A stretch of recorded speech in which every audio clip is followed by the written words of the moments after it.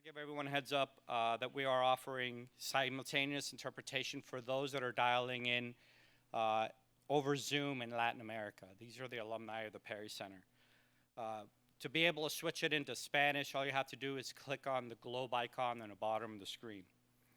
A todos los que están participando por Zoom y prefieren escuchar el evento hoy en español, sí estamos ofreciendo interpretación simultánea. La versión en español se puede prender apretando el icono del mundo en la parte inferior de la pantalla de Zoom.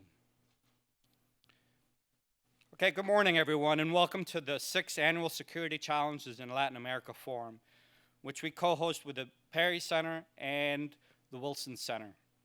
This year, we're honored to host the annual forum in our new home here in the Johns Hopkins University Bloomberg Center, right here in the heart of Washington, D.C., in between the Capitol and the White House.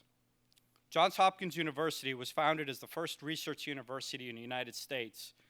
In that spirit, the university has pushed the barrier of knowledge in various fields to include international relations at SAIS. This is also the case here in the Americas focus area. In the Americas, we offer 14 graduate classes on varying topics which range from politics, economics, finance, security, and development. We also offer 3 graduate-level capstone courses every year, which gives students the opportunity to research and travel in Canada, Colombia, and Brazil.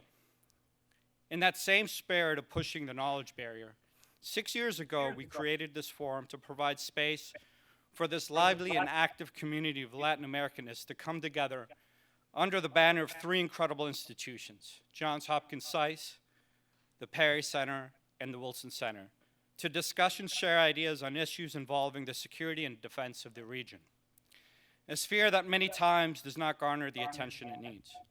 Therefore, we collectively set up to create an opportunity to bring together practitioners, scholars, alumni, and most importantly, students, our future leaders, into a day-long forum to share ideas and thoughts. Our concept is simple. Every year, we tackle a different specific theme within the security and defense space.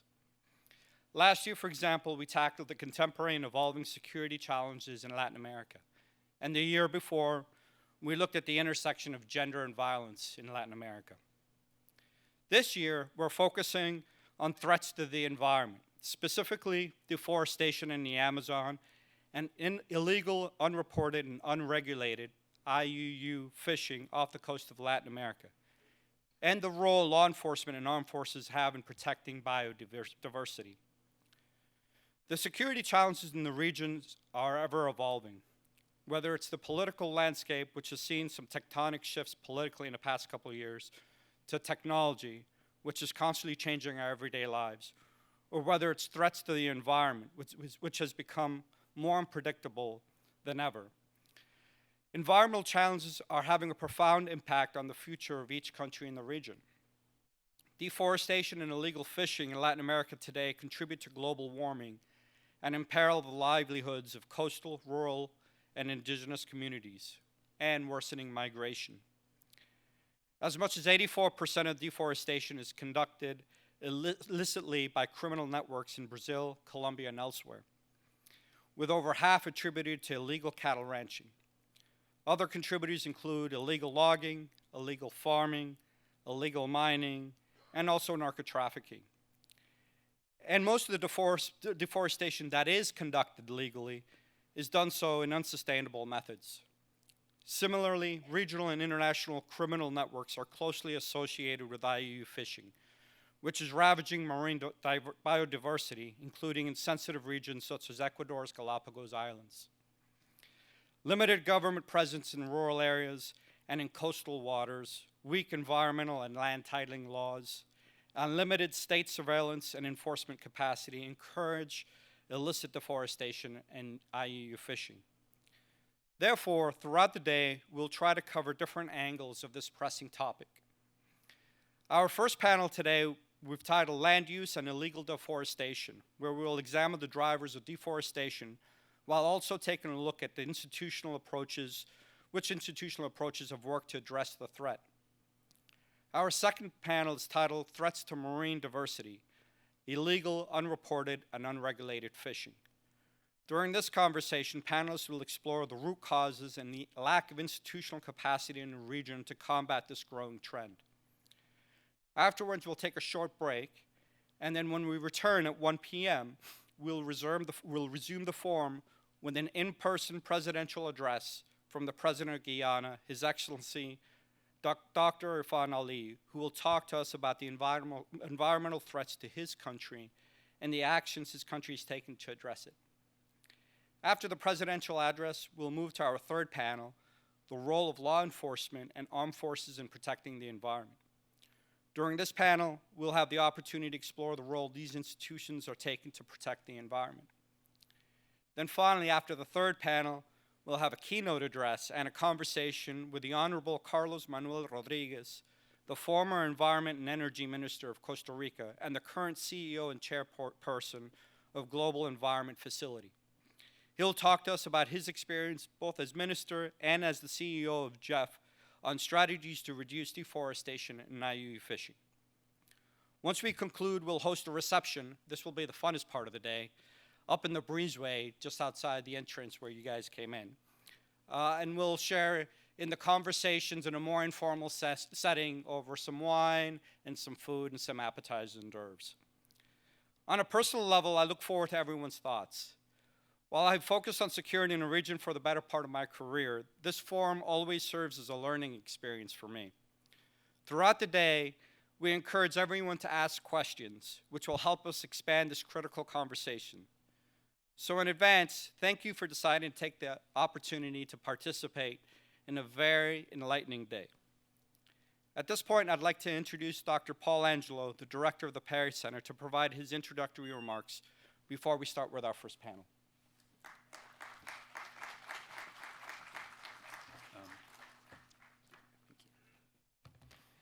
Good morning, everyone, and thank you, Jim. It is my great pleasure, on behalf of the William J. Perry Center for Hemispheric Defense Studies, to welcome you to our 6th annual America's Security Forum, jointly with Johns Hopkins SAIS. We are very grateful to our colleagues at SAIS for their partnership over the years. In addition, we're excited to have expanded our host committee to also include the Wilson Center for this year's forum. We look forward to continued collaboration in future iterations in the years to come. I also want to especially thank SAIS for providing this beautiful facility and to everyone across the 3 organizations who helped make this day possible, especially our own inaugural fellow for climate security, Max Nathanson.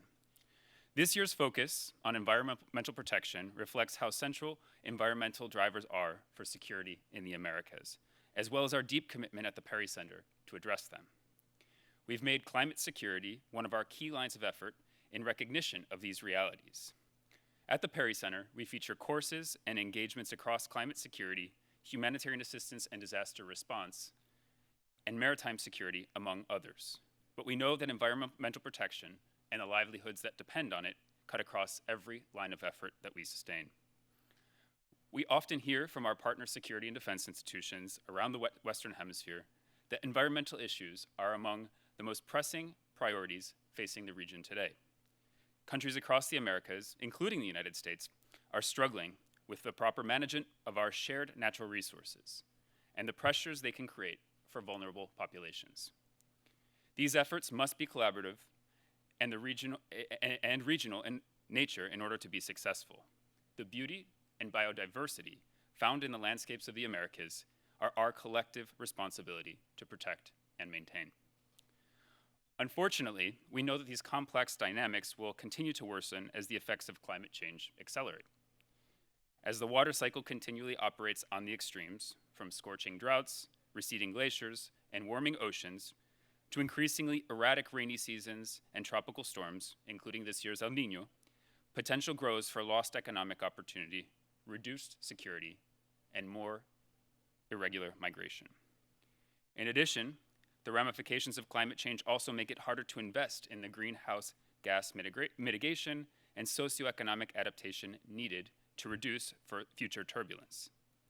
Untangling these complicated drivers couldn't be more difficult or more timely, and we're glad to delve today into the 3 main areas of discussion: land use and deforestation, marine diversity and IUU fishing, and the role of security and defense forces in protecting our environment.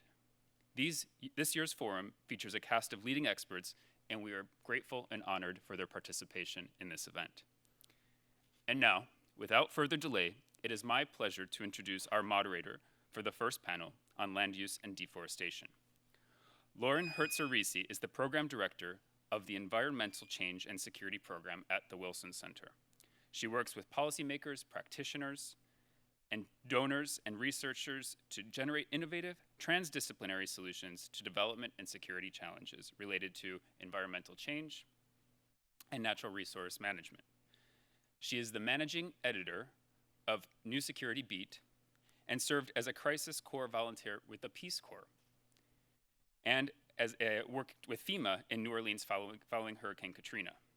Lauren holds a master's degree in environmental security and peace from the UN-mandated University of Peace in Costa Rica. Please join me in a round of applause for our first moderator and panel, Lauren Hertzer-Risi.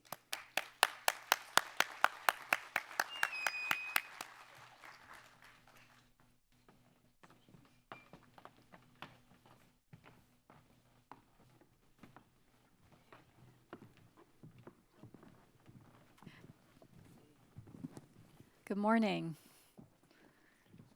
So before we get started, one quick administrative note. Again, for those that are just dialing in over Zoom, we do offer simultaneous interpretation. All you have to do is click on the globe on the bottom of the screen. Para esos que están viendo esto a través de Zoom, sí estamos ofreciendo interpretación simultánea. Lo único que tiene que hacer es hacer clic en el icono del globo en la parte inferior de la pantalla. Okay, so what I would like to do here is start with our first panel. Our first panel is titled Land Use and Illegal Deforestation, and it'll be moderated by Lauren Herzer from the Wilson Center. When we get to the Q&A section, we do have a mic available at the front here, so as you want to ask questions, just work your way to the microphone when they start the Q&A session. Without further ado, Lauren Herzer. Thank you so much, and I want to thank our host. This is a beautiful facility, and it's a really wonderful way to start a Thursday in Washington, D.C. I'm going to very briefly introduce our panel, but I encourage you to look them up online if you are not already familiar with their work, because we have an extraordinary depth of expertise represented in today's panel. We have about an hour or so and a lot to cover in that hour, so we're going to try to move fairly quickly to allow the last 20 minutes for Q&A, so have your questions ready, please. We're going to, let's see, I'll do some quick introductions and then we'll get right to it. Dr. Sarah Gamage is the Director of Policy, Markets, and Finance for the Latin America region at the Nature Conservancy and a development economist with 30 years of experience working on environment and economic development in Latin America. Greg Howell serves as a Senior Deputy Assistant Administrator at the USAID at the U.S. Agency for International Development Bureau for Latin America and the Caribbean.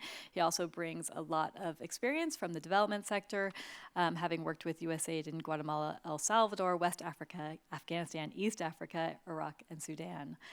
Dr. Carlos Felipe Jaramillo is the Vice President for Latin America and the Caribbean at the World Bank, where he oversees the bank's relations with 31 countries and a significant portfolio of projects, technical assistance, and grants. Dr. Meg Symington is Vice President for Global Integrated Programs, Amazon, at the World Wildlife Fund. And Dr. Graham Watkins is the Chief of the Climate Change Division at the Inter-American Development Bank, where he leads the bank's efforts to support government climate policy and planning in Latin America and the Caribbean. Okay, so I really wanted to give more deep sort of bios for our panelists, but we're gonna save our time for the meat of the discussion. We're going to start with Dr. Meg Symington. You've dedicated your career to supporting conservation efforts in the region, so help set the scene for us. What is the current status of land use and illegal deforestation in the region? Where has progress been made, and where do we continue to hit some roadblocks? And please share with us some of the work that you're doing at WWF to address these issues. Thank you. Thank you, Lauren, and it's a pleasure to be here today with all of you. Thank you for inviting me, and the rest of the distinguished panel as well. It's an honor. So I first traveled to the Amazon in the early 1980s to do my PhD research in the Amazonian Peru.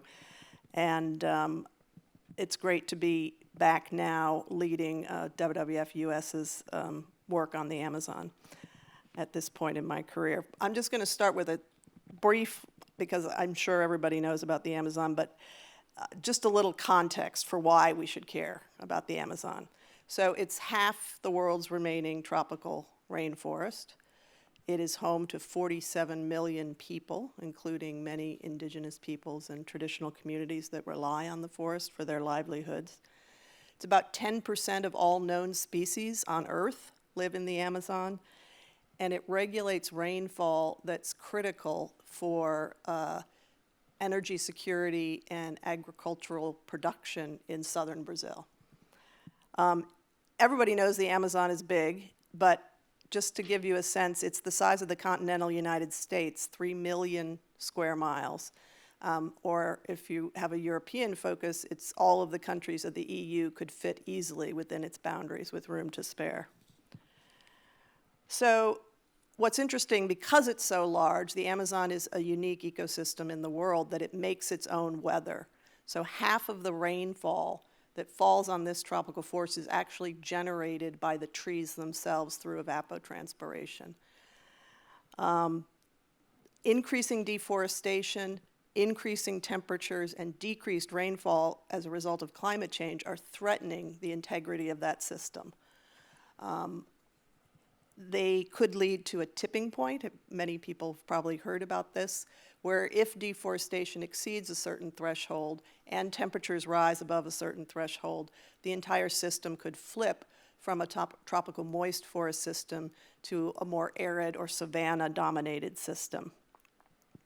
Historically, the Amazon has sequestered carbon from the atmosphere, and healthy forests in the Amazon still do that. But now, where there is significant deforestation and degradation, the forest has actually become a net emitter of CO2. So the current status is, according to the latest data from the Amazon Assessment Report by the Science Panel for the Amazon, which was released in 2021. It's sort of the IPCC for the Amazon. That data showed that 17% of the Amazon has been deforested and an additional 18% degraded. The research that has been done on the tipping point indicates that somewhere around 20 to 25% is where we might need to start thinking about a significant and catastrophic change. So the time to act is now. If we're at 18%, we need to act now to avoid further deforestation so we can avoid the tipping point. So before I go into some responses and what we can do about that, I just want to make the point that there is not one Amazon. An area so large, obviously, there are 8 countries that make up the Amazon, plus the overseas territory of French Guiana. Brazil contains over 60% of the biome, so obviously it's the big gorilla in the room, but other countries have significant percentages of their national territories in the Amazon. And the drivers of deforestation are different in the different countries and different in the different regions of the Amazon. That said, the number one, I could hear through the door a little bit on the opening remarks, conversion for agriculture and cattle ranching is the number one driver of deforestation in the Amazon. Estimates by RICE-G, which is a consortium of remote sensing institutions in countries across the Amazon, estimated in 2020 that 75% of all deforestation in the Amazon is a result of conversion for pasture. But this is a security conference, there is a significant driver of land speculation and lack of law enforcement involved. And you can tell how important that is by the decrease in deforestation that's happened in Brazil over the last 2 years since the Lula administration came into power, because that's all due to increased enforcement, which was lacking in the previous administration. And then infrastructure development is also a major driver. 95% of all deforestation occurs within 5 kilometers of a road in the Amazon. So what are we doing about to confront the situation? WWF's been working in the Amazon since the 1970s. We've been there a long time. We have offices in all of the countries of the Amazon except Venezuela. And we are really refining our strategy now to focus on 3 pillars. One is scaling up inclusive area-based conservation. So we know protected areas and indigenous territories are critical to maintaining intact forests and preventing deforestation. So we need to increase financing for effective management of protected areas. And WWF's been a champion of a technique, an approach called Project Finance for Permanence, or PFPs, which we have now up and running in Brazil, in the ARPA program, in Peru, and in Colombia. And together, those 3 programs are securing 12% of the Amazon under durable conservation. We also need to establish new protected areas and indigenous territories on undesignated lands in the Brazilian Amazon especially, since that's a source of deforestation. And we need to build robust, viable bioeconomies to provide viable alternatives to the people that live there. The second strategy after conservation areas is working on deforestation and conversion-free supply chains, so soy, beef, and leather particularly.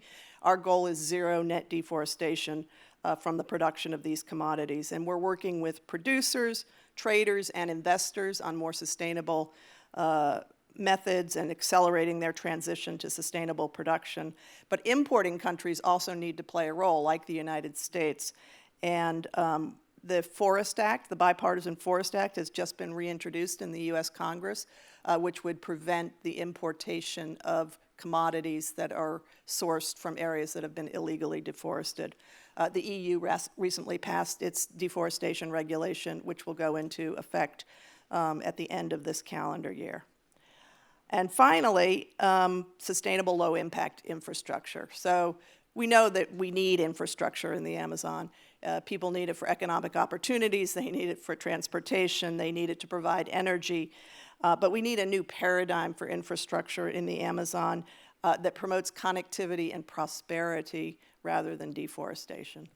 So just to sum up, the Amazon is super important. It's a must-win for people, climate, and nature, and we really need to act now if we want to avoid the tipping point. Thank you, Meg. That's a great foundation for the discussion. I'm going to pass it now to Sarah to hear a little bit more about what the Nature Conservancy is doing in this area, how Meg's insights sort of resonate with your own. Mike should be on, I think, yeah. Yes. So over to you. Wonderful. Well, thank you. It's an absolute pleasure to be here and to share this podium with you all. I think I'm going to echo a lot of what Meg has said. I work with the Nature Conservancy, and we have been addressing many of these challenges in a very similar way. We're deeply concerned about the factors that are driving deforestation and conversion of land in the Amazon. We do think that it is intimately linked to our food systems and supply chains, and a lot of our focus is very much on how can we have more sustainable and regenerative practices in key value chains. And I think just to sort of emphasize why we place so much of our attention on that, by 2028, Latin America will supply 1/4 of global agriculture and fisheries production. And we know that food demand is going to skyrocket, but the way we produce that food is a threat. It's a threat not just to nature, but it's also a threat to the long-term sustainability of our food systems and our food supplies. So when we're thinking about some of these key drivers of deforestation and land conversion in the Amazon, we have to look at exactly what Meg was pointing out, deforestation and conversion-free production. More than half of the forest loss in the world is actually happening in this region. And as we know that if the Amazon hits that tipping point, the hydrological cycles are going to break down and rainforests are going to be replaced by these degraded savannas. That die-off would release the equivalent of about 2 years of global carbon emissions. So thinking back to some of these drivers and thinking back to a sort of deeply systemic approach, And I think we've all been looking at what is precipitating forest loss and the retreat of the forest frontiers for a long time, but having a systems change approach and really looking at the markets, looking at the systems, the incentives, the disincentives, how you reward certain behaviors, or why it is that our current market systems do not price in the externalities, that do not address the loss of environmental and ecosystem services. We know that we have to have a deeply systems-based approach to this. We also know that if we reduce the retreat of the forest, this is the most effective way to secure carbon and address the tipping point in the Amazon. So how do we put in place durable solutions? How do we work with multiple stakeholders who are deeply invested in these supply chains? How do we tip the balance towards formality and away from illegality? How do we look at opportunities to really reward nature in these supply chains? And I think that's the crux of a lot of our work in the Amazon. As Meg said, significant portions of land in the Amazon are under collective territories. So 30% of the Amazon is under collective territories. And IPLC, Indigenous peoples and local communities, are critical partners. We know that territories titled to IPLCs have lower rates of deforestation, and that the forests under their stewardship are largely intact, store large amounts of carbon, and are providing multiple environmental services. So whatever solutions we work towards in the Amazon, they must be co-created with IPLC communities. But if we're going to have this systems change approach, we have to look at the markets and the value chains that are driving a lot of this unsustainable practices, both legal and illegal. The way that the commodities are produced, like beef and soy, is the leading cause of habitat loss and biodiversity loss. Brazil is a significant producer of cattle and beef that is exported to large portions of the world. Brazil is responsible for within the Amazon, 24% of the deforestation can be attributed to unsustainable cattle ranching. That's the equivalent to about 1.2 million hectares of forest in the Amazon and the Cerrado. But we know that we can address this. We can really tip the balance towards much more regenerative and sustainable practices. We also have a focus on zero commodities, zero conversion commodities. How can we do that? Is it possible to produce the amount of food that's demanded globally without converting lands? We do believe that it is possible. We think in the Cerrado alone, over 18 million hectares of degraded pastures could be used to grow other products, including soy. That's more than double the area needed. But in this context, we have to recognize that there are specific challenges towards achieving some of these changes, particularly when we think about undesignated lands.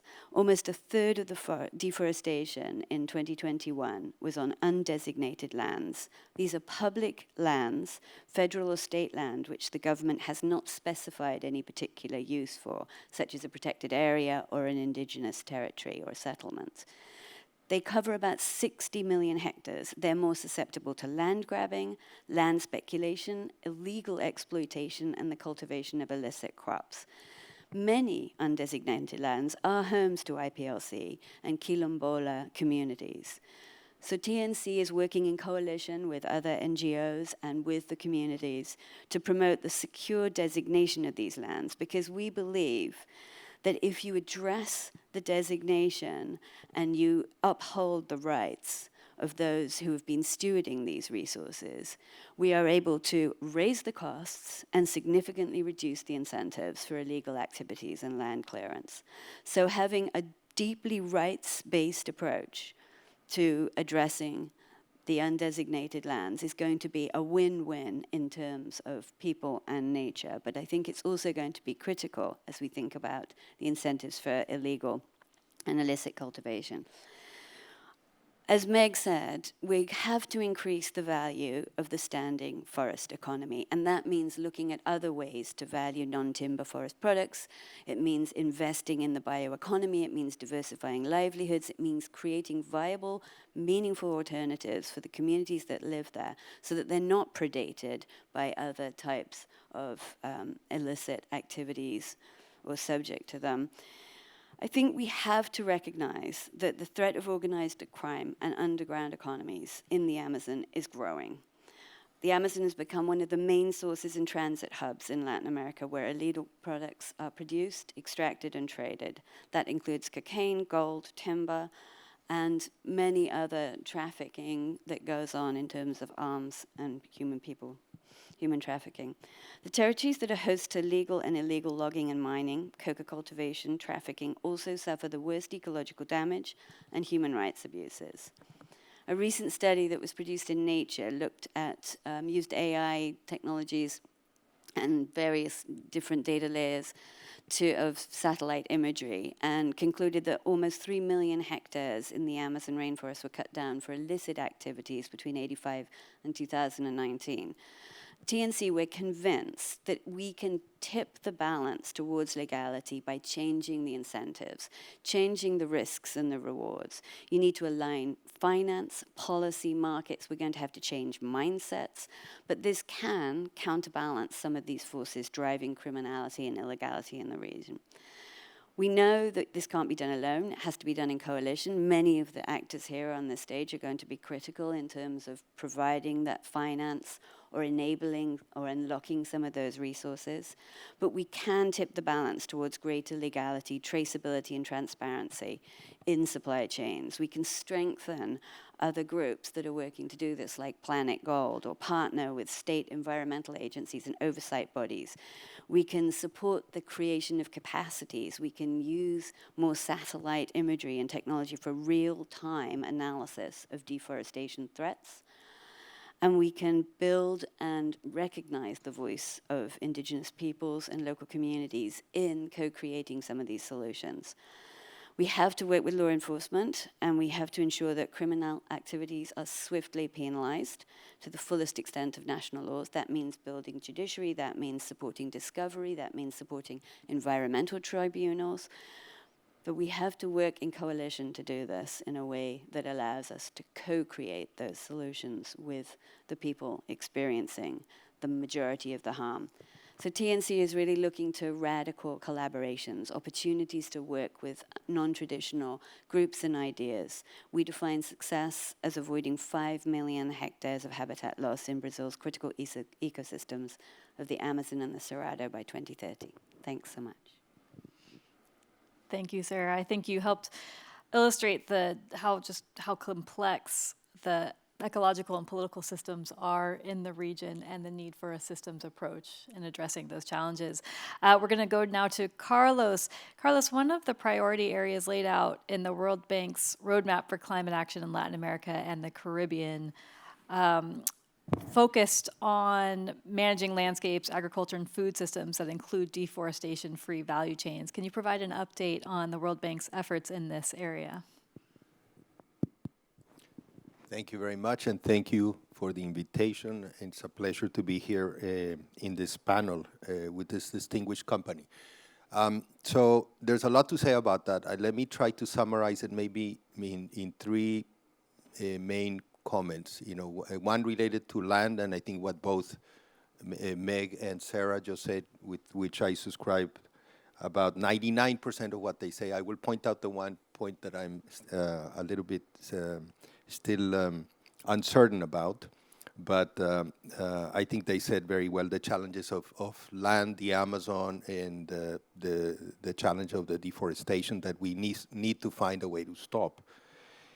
Second, I want to say something about these deforestation-free efforts to help people find an alternative way of living. And at the end, I want to say something about our efforts on climate. So on the land, I think both Meg and Sarah described it very well. I'm originally from Colombia, and I've been to the Amazon many times, and I think the sense that I still have growing up is that, you know, the Amazon is seen by many in our countries in South America as a no man's land, as a Wild West, as a open frontier that is anybody's to claim. And this is, I think, the problem with the lack of land designation, the lack of law enforcement. I've been very pessimistic for many years whether the countries really have the wherewithal to really occupy that space. The governments, the defense forces, the police, the forest service, because they really have failed for decades. They have failed to impede an occupation that, for much of it, is either illegal or is legalized through surreptitious ways. But I'm turning a bit more optimistic because some of our efforts are showing that with two things. Technology is helping. I think Meg was talking about how some countries, and I think the Lula administration this time around, but also their first time around, they developed a fantastic system of quick satellite pictures, identifying where the loggers were, where they were beginning the deforestation, and right away sending the helicopters to stop this. And so it can be done. But then the second thing is political will. You have to be convinced that this is something you need to do if you are the president, if you are the government, and that you will do it even though you're going to step on some toes that are likely to scream very hard. There's always interest around all of this deforestation and land grabbing that can be very powerful. Maybe not so much nationally, but in the particular areas. So I am more optimistic that we have the technology.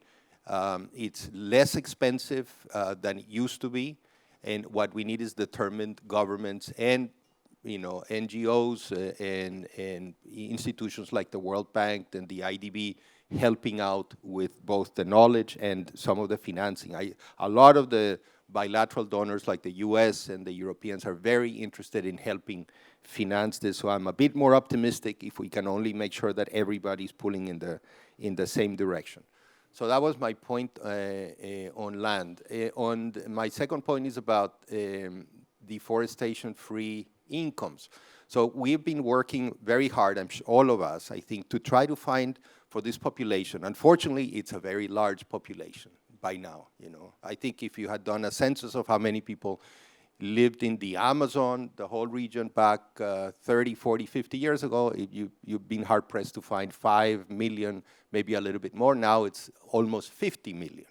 And unfortunately, it's not population that was there. It's population that has walked right in and just decided to live there.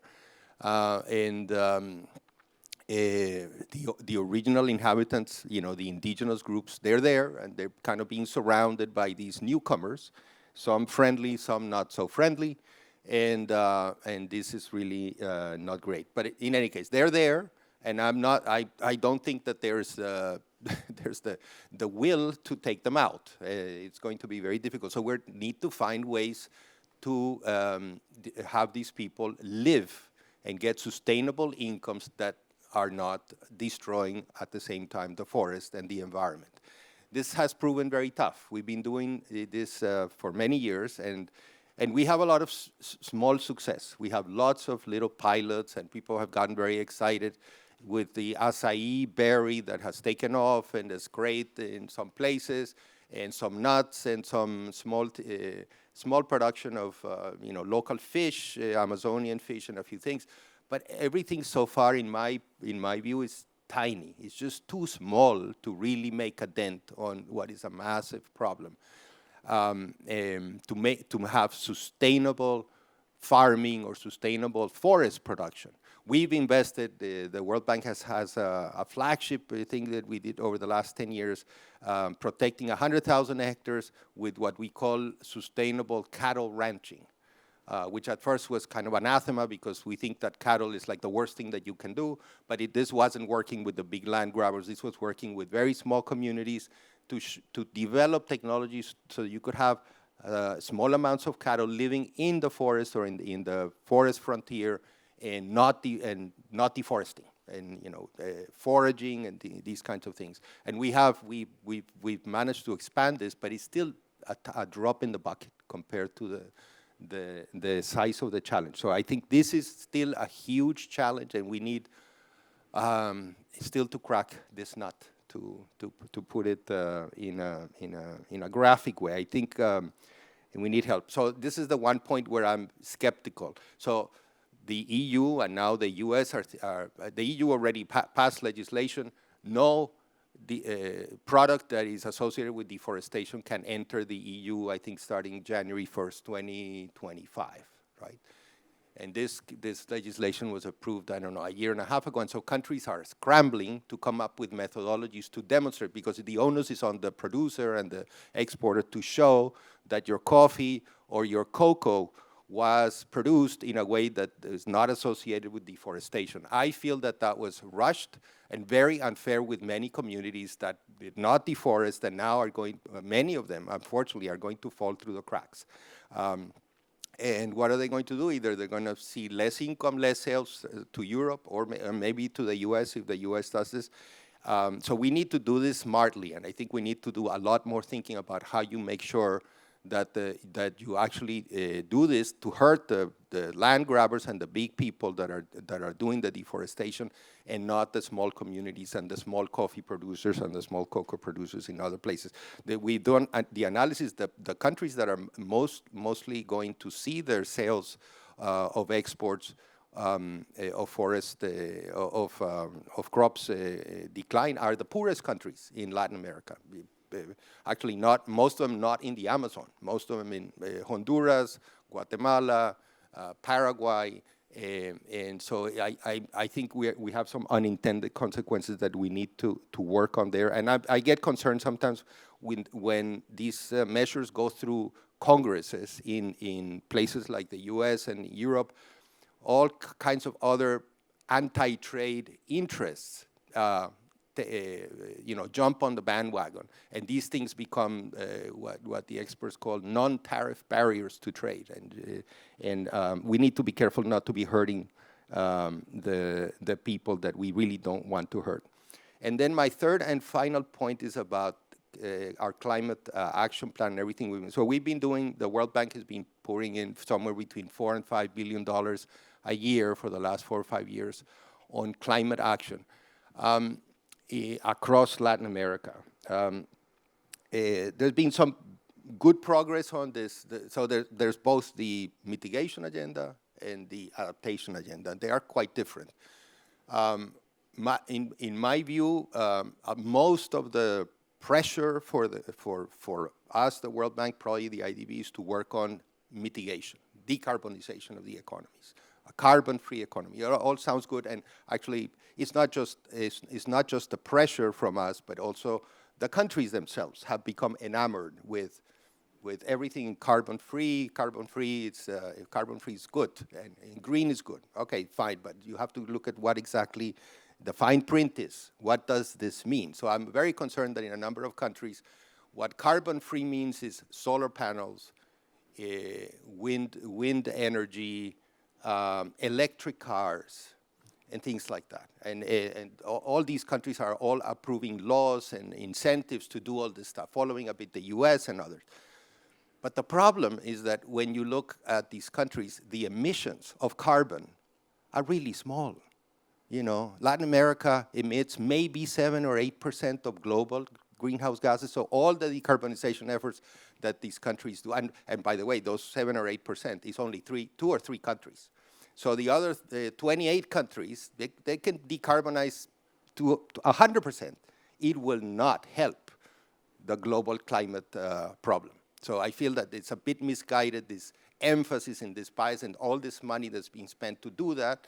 It's nice, young people all want to be green, decarbonize, that's fantastic, but I think the effort should be elsewhere. So where should it be? Number one, it should be in forests, as both Meg and Sarah said very clearly. Forests are the ones that sequester the carbon.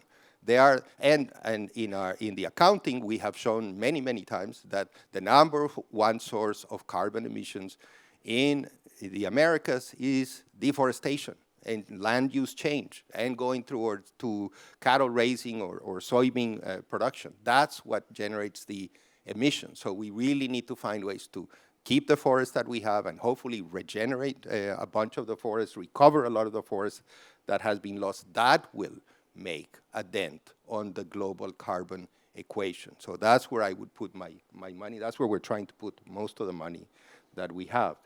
And then my final point is adaptation. That in the climate agenda, that should probably be the #1 priority for Latin America and the Caribbean. Adaptation. It's droughts, it's floods, it's hurricanes, it's really high temperatures that are affecting people. I've been to the Amazon twice in the last month in 2 different countries. The drought that is going on is unbelievable. It's affecting all the communities, affecting the fauna. I was just in the border between Guyana and Brazil, and every day the wildfires that emerge, I was told, mainly naturally because the twigs and everything is very dry and they rub against each other and sparks fly and we just, forest fires, others are probably man-made, but it's going on everywhere. By the way, it helps deforestation too. I was in the Colombian Amazon recently, and there was unfortunately, I saw a ton of deforestation, and I was told it's because of the drought. Because of the drought, it's very easy to burn the forest. It's the prime time to burn the forest, and on top of it, it facilitates the bringing in of machinery to collect the logs and anything valuable that is there. So we need to invest a lot more on helping the countries adapt to droughts and floods. It's affecting, of course, agriculture in the non-deforested areas. It's affecting a lot of small farmers. It's affecting a lot of the infrastructure. So that's where I think we need to help channel financing in the region to really help a region that is really not the source of the problem of climate change and greenhouse gases. We do need to preserve the Amazon, but I think we need to help ensure that people are not as affected by what's going on in the world. Thank you. Thank you so much, Carlos. And Carlos had a previous commitment, so he's going to have to sneak off the stage in just a second. But we appreciate you being with us here this morning and for those really impactful remarks. We're going to move now to Greg. USAID has a strong presence in the region and is working at this intersection of issues that many of the panelists have touched on today. So please tell us more. Thank you so much, Lauren. Good morning, all. I really appreciate the invitation. Great to be in this beautiful facility, and certainly illegal deforestation is very much a security challenge, and we're glad that the Perry Center is bringing us together and focusing on this important issue. And in the Amazon, really, USAID envisions healthy and resilient forests valued by society, ensuring human well-being and safeguarding our global climate. The Amazon is front and center in our 2022 to 2030 climate strategy, which is really guiding our cross-cutting approach to mitigating and addressing the impacts of this climate crisis around the globe. And I think USAID really brings a development lens to illegal deforestation and this issue overall. We're really focusing on the main drivers of deforestation in the Amazon, as noted by previous panelists. Both the economic issues and the governance issues are front and center as far as what we as USAID are working on in partnership with host country governments, civil society, local communities across several countries in the region, and really our response is oriented around those two drivers of the issue. And bioeconomy was noted by previous speakers. We're working very closely with local communities to help conserve the forest and provide alternative livelihoods for local communities in many countries, and really looking at ways in which you can create new mechanisms, new financing facilities for carbon markets so that there's a financial benefit for protecting forests, and working very closely with indigenous groups and local communities to sustainably harvest and market natural resources, some of which were already referred to by our other panelists. And then also creating kind of profit streams and illicit activities. In Peru, for example, environmental crimes were threatening many areas of the Amazon. USAID has supported the Madre Dios Environmental Crimes Monitoring Network, and local monitors are now getting early satellite alerts that was mentioned also by Carlos to monitor and identify and report issues, and they're now protecting over 44,000 hectares of chestnut forest and then profiting from those nuts as well. Certainly, as a start, we need to do more, and as noted by Carlos, looking at other ways to produce increased incomes for local communities and bring on an increased scale for our partners across the Amazon. Another example is in Brazil. We're working with Brazilians to develop the Amazon Biodiversity Fund. Investors are coming in to support biodiversity and climate-friendly investment, and really building capacity of local enterprises to provide market-demanded products at scale and connecting them to local, national, and global markets and investors. Just one note outside of the Amazon. I know the next panel is on illegal, unreported, and unregulated fishing. We're also actively involved in that area in Peru and in Ecuador to combat that illegal fishing and promoting environmental conservation and maritime security in those two coastlines in particular, and really bring fishermen into the formal economy and showing them additional economic benefits. But back to the Amazon, really one other area we're working on, strengthening local capacity and inclusive governance. Really, governance is a key issue, as noted previously, both working to expand presence of governments in some of these very difficult, very remote areas, and we're getting positive traction both with national governments and, more importantly, with local institutions. Again, in Peru, in collaboration with the U.S. Forest Service, we're working with 150 indigenous leaders to train their own communities on forest management practices and laws. And now they're really eliminating and reducing illegal logging in their forests. Another forest area that I've personally worked on in Guatemala is the Selva Maya region. Again, a great example of how we're working with communities to preserve forests, to capitalize and create sustainable timber and non-timber income opportunities, and really has also created patrols, community-led patrols, and reduced that forest illegal timber poaching by over 80% and timber trafficking as well in that area that includes southern Mexico, Guatemala, and Belize. Again, I think, as noted before by Sarah in particular, co-creating activities with local organizations and indigenous communities is really going to be key as we move forward, and USAID has been focusing on that, particularly over the last several years, not just in the Amazon, but globally, as we're trying to increase the percentage of our funding going directly to local organizations and institutions. And in Ecuador, we're working with 7 indigenous groups in the Amazon to kind of focus on decision-making and improving natural resource management, forest degradation, greenhouse gas emissions in those territories. And it's been kind of the largest program to date in Ecuador with indigenous peoples, and really kind of at the forefront of conservation for Amazon forests. And also, as far as the private sector is concerned, trying to bring them in, collaborating, leveraging U.S. taxpayer dollars with private sector funding. And just a few weeks ago, I was pleased to join the signing of an MOU with the Skoll Foundation, and that MOU will be working in collaboration with indigenous groups in Brazil and USAID to really expand and coordinate on conservation, climate, and biodiversity issues.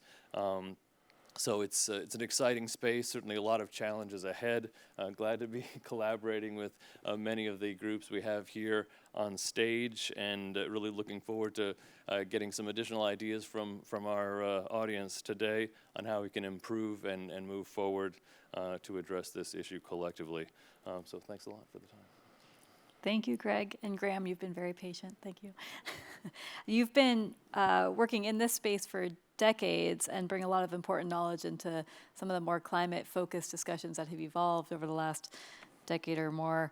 Can you speak to some of the practical connections between climate-related investments in the region and efforts to curb deforestation? Do you see synergies or opportunities for sort of co-benefits in investing in climate resilience and environmental protection? Sure. First of all, thanks for the opportunity to speak. Interestingly, you're going to hear from my president this afternoon. I'm actually Guyanese, believe it or not. I don't look it, but I am, born in Georgetown. And I've actually spent a lot of time working on the Amazon in Guyana, particularly with Makushi communities in the southern part of Guyana. So I'll try and bring a bit of a stronger climate perspective from where I sit today, which is the head of climate, or actually the head of climate and biodiversity soon to be. So we're probably going to change our name to incorporate biodiversity into the group that works on climate. I didn't want to spend a lot of time on the problem because I think that's been fully covered.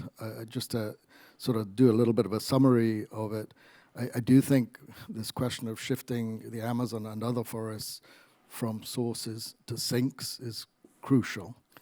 And that's a global issue. It's not just an issue for Latin American emissions, it is a global issue. That needs to happen. To do that, we need to shift agriculture towards sustainability, but we also have to bear in mind the question of food security, which was also raised previously as well. And ultimately, you're going to have to make standing forest mosaics more profitable than clear-cutting, which is the fundamental challenge. You have to have a different business model that would then draw in private sector and actually move the agenda forward. But that business change also needs to bring local and national benefits. So it's not just about the profitability of the private sector, it's also about how those benefits flow.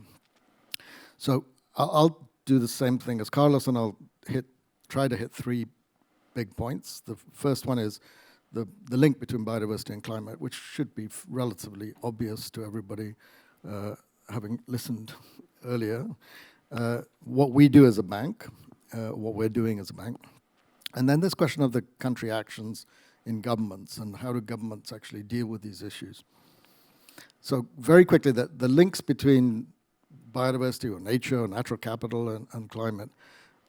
One of the reasons we're bringing together our biodiversity guys and our climate guys is because there are clear connections, particularly in Latin America and the Caribbean.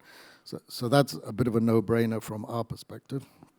And from a climate perspective, I repeat the message that the lac forests in general are crucial for the global question of emissions.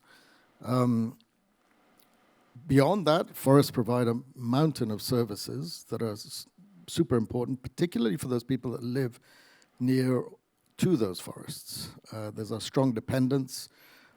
And one of the things we haven't mentioned is that there may be 50 million people living in the Amazon, but it's also the poorest and most vulnerable people in Latin America and the Caribbean that live in the Amazon. So from a development perspective, you really need to focus in on that issue for the Amazon. And this afternoon, you will hear the President, and I hope I got the numbers right, because I was listening to his interview with the BBC the other day. I think he said 19.5 gigatons of carbon is stored in Guyana's forests. It's 19.5 billion tons of carbon. The question is, how do you stop that from being released to the atmosphere, which would be an absolute disaster? And I think the numbers for the Amazon are estimated variously as 127 gigatons. So there's a huge amount of carbon stored in these forests. If you don't stop the deforestation, that will continue to be released to the atmosphere and continue to make a major contribution to greenhouse gas emissions. Then there are the more subtle connections between, it's quite interesting when you look at things like hydropower, and transmission lines and ask questions about infrastructure, how does that actually contribute to deforestation, even though it's contributing, on the other hand, to decarbonization? If you build a hydropower plant, you also flood a large area. You also build a transmission line to the hydropower plant. That transmission line allows access, and it opens up areas of forest, beyond actually cutting a large tract of forest. So there are complexities, and this question of sustainable infrastructure is absolutely crucial, as was mentioned earlier. So what are we doing in the bank? We just had our annual meeting and made a fundamental change in the bank, and I think it's important to emphasize this. It's a similar change to the World Bank as well. The World Bank has added livable planet as one of their objectives, their main objectives. We've added climate and biodiversity as one of our main objectives. It's hard to explain why that is such a fundamental shift, but this is an institution that for 60 years has basically had economic growth and poverty as its goals. Now it has a third goal. It's not transversal, it's a goal, it's an objective. That's a pretty fundamental change. This is part of the MDB reform process, and we just approved our shifts. Now the question is, how do we implement this? How do you drive through that change and make that happen? So I do want to emphasize that, because that is a huge decision. We also, like the World Bank, deliver about $7.1 billion for climate action in Latin America and the Caribbean. But here I want to take a step back and say, well, how much does Latin America and the Caribbean need? The actual number is between 470 billion and 1.3 trillion. If you want to do the calculations of what percentage we're contributing to that, it's minuscule. So we have to actually think about how we're going to shift 470 billion to 1.3 trillion, not just in the 7 billion we deliver every year. And that's a major challenge. One of the things that we've done over the last couple of years, we created a new program, which has changed its name a couple of times, but the concept is basically to get everybody working together to actually address some of the sustainable development challenges in the Amazon. It's called Amazon Forever. It does focus in on forests, and it builds on a lot of the very good work that's been going on in protected areas and building out protected areas that's been happening for a long time. But its real focus is on things like bioeconomy. This problem of how do you create sustainable businesses around standing forests. Its other focus is on sustainable cities and sustainable infrastructure. Because if you keep growing the population, then you're going to keep constructing infrastructure, you're going to keep building out those cities, and it's those cities that also need to be sustainable. And a lot of the poverty is actually in the cities as well. So that's an important program. I don't have time to go into the details here, but please take a look at it. It's evolving, growing. It's a way of trying to bring together multiple actors to deliver. Interestingly, we're also bringing together the ministries of finance of those countries to talk about these issues. Why are ministries of finance so important? Because they're the ones that control the money in the countries. They're the ones that take the big decisions ultimately. You may think it's the Ministry of Education that takes decisions about education, but actually it's not. It's the Ministry of Finance that allocates the finance to the Ministry of Education that actually takes the decision. And that it's a bit of a generic example, but somebody raised that with me the other day. It is the ministries of finance that really are the decision makers in the country. If you also have a president that's leading the agenda, then you can really make huge strides working through them. And ultimately, this comes to the question of systemic change. How would you drive systemic change in a country? Well, you drive it from the Ministry of Finance. You connect it to the Ministry of Planning, and you move the agenda forward from the top down, basically. If you try and move it from the Ministry of Environment,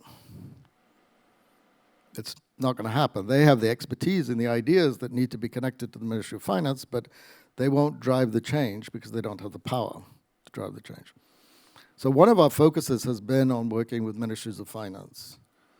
We established, following again the World Bank model of having the coalition of ministries of finance, we also have a platform of ministries of finance where, and I say this to all audiences, the level of discussion is incredible. The technical people in ministries of finance are beginning to absorb and understand the questions about climate.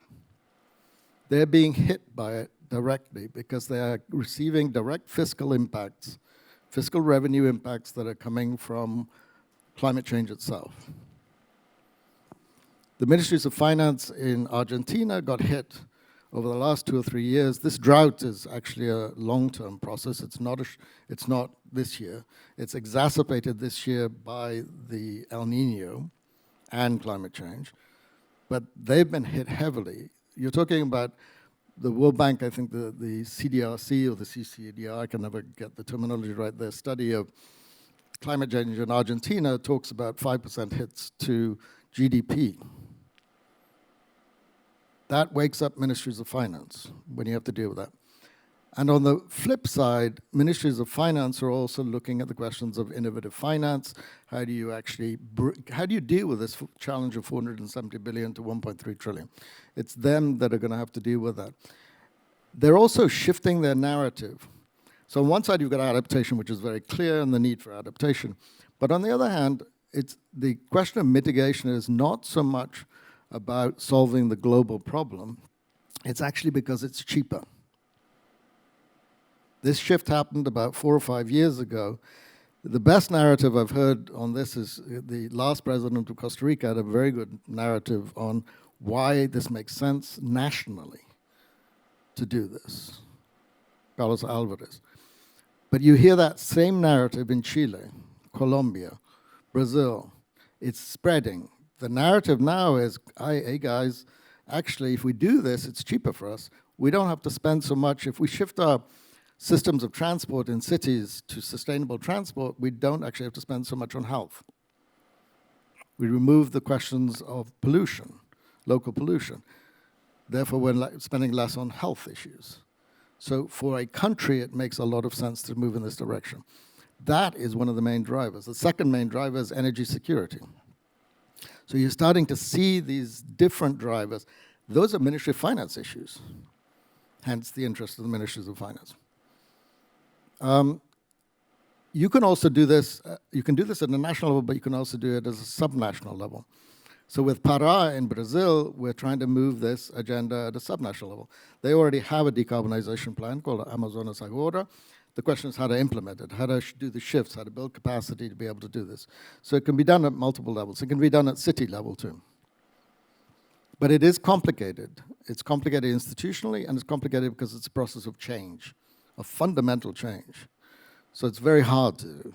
So all our support is looking at how you can help countries move that agenda forward. Part of that is getting access to concessional finance, but I want to repeat my message. Of the 6 billion that we give, only about 5 to 10% of that is concessional. Concessional finance is a tiny amount. It has to be used very carefully, and it has to be directed towards transformation, to supporting these changes. It should not be used for business as usual. Business as usual needs to be supported by public finance, by private enterprise, and things like that. So we're experimenting a lot to see where you can get additional finance from. It doesn't solve the problem, but Galapagos was mentioned right at the beginning.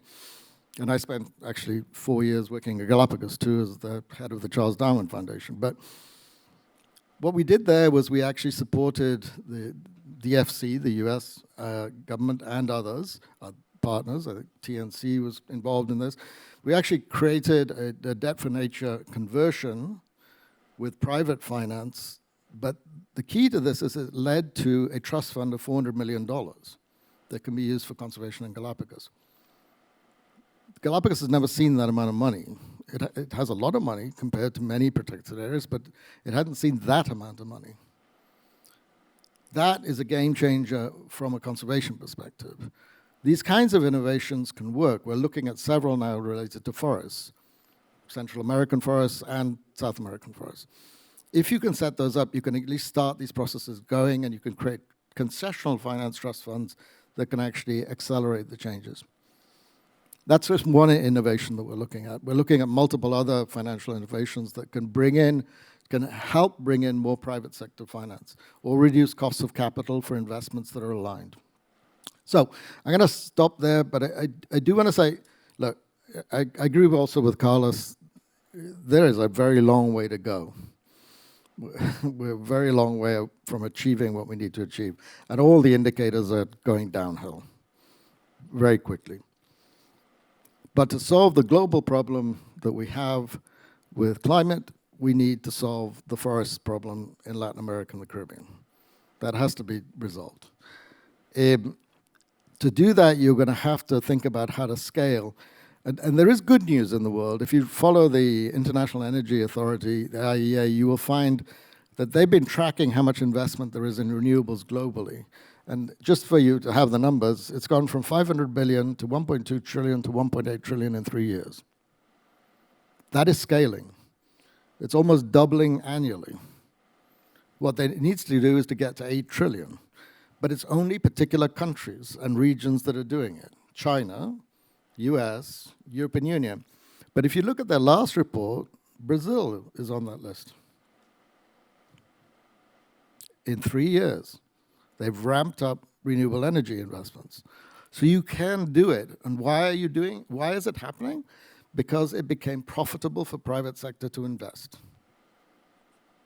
If you can do the same thing with agriculture, sustainable agriculture, then you could possibly drive change. The question is, what does that look like?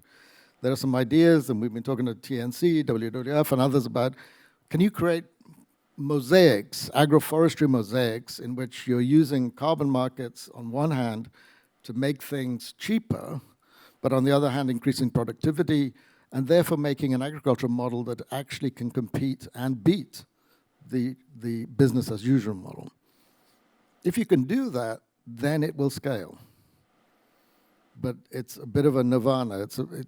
We're, again, far away from being able to do that. But there are some ideas and interesting ideas, and there is a model with renewables, I think, to be able to do it for.